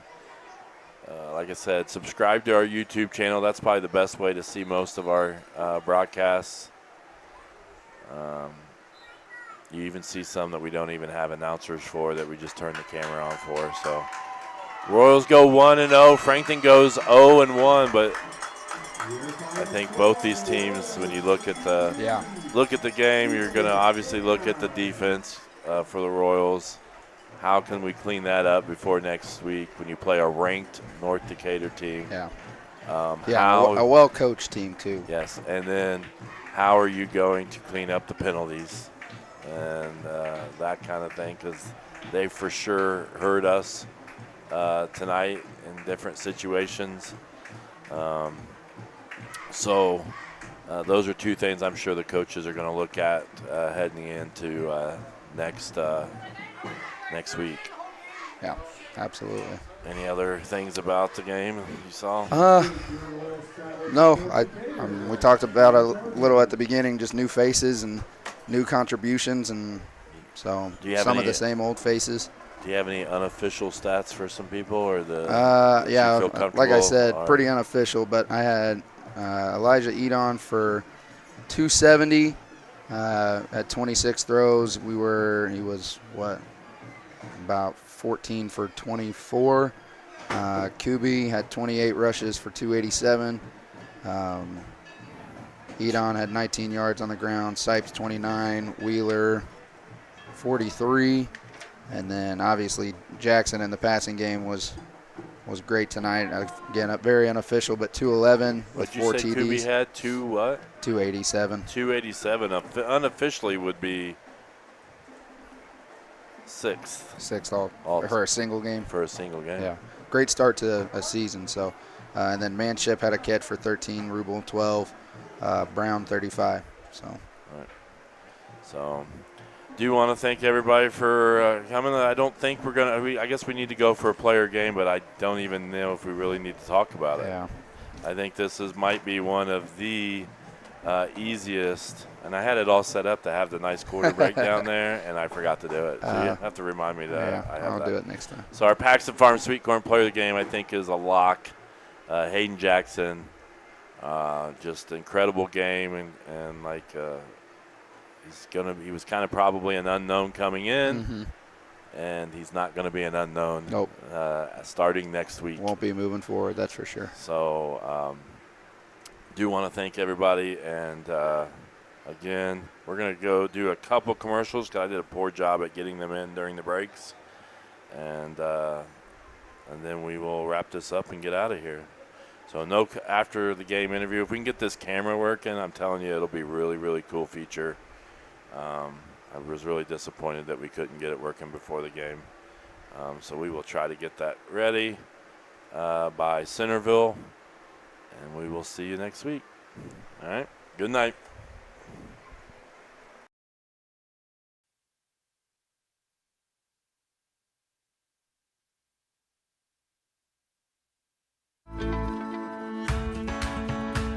Nine Star is very focused on customer and member care, focused on making sure that however we communicate with the member and customer is how they want to communicate. You know, sometimes we're the one person that they speak to in a day, and you want that conversation to be happy and pleasant. As a nonprofit co-op, we're focused on providing the best service we can for our members. Nine Star is a different kind of company, and the difference is you.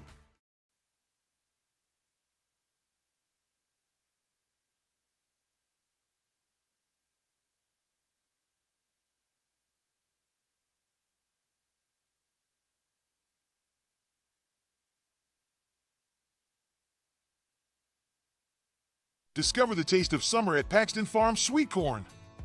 Located just north of Maxwell, 2 miles west of State Road 9 on 600 North. Our sweet corn is handpicked, bringing sunshine to every bite. But that's not all. Capture picturesque memories in our fields of vibrant sunflowers, perfect for photos. Bring the joy of Paxton Farm Sweet Corn to your summer gatherings. Visit us today and experience the sweetness that keeps people coming back for more. Find us on Facebook, Paxton Farm Sweet Corn. Paxton Farm Sweet Corn, the sweetest taste of summer.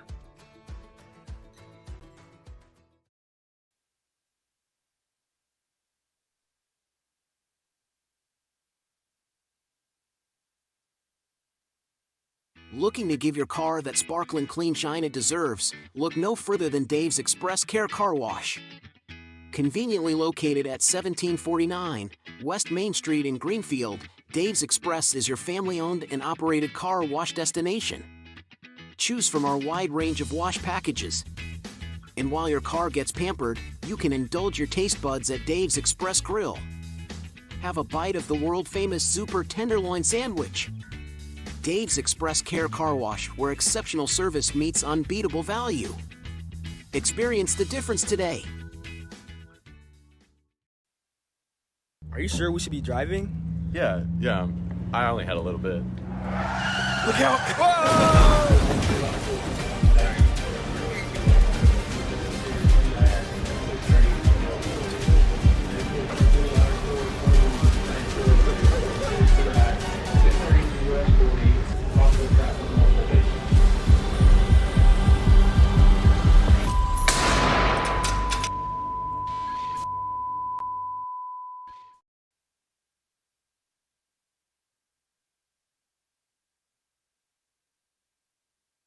Some people see a huddle in the locker room. We see a second classroom. Some see a student athlete on the court. We see a future leader in the community. You see, high school sports in Indiana are special. That's because they're about learning and growing, not just winning and losing. Fans, I'm Commissioner Paul Neidig. Support education-based athletics in Indiana by buying a ticket to your high school's next athletic event.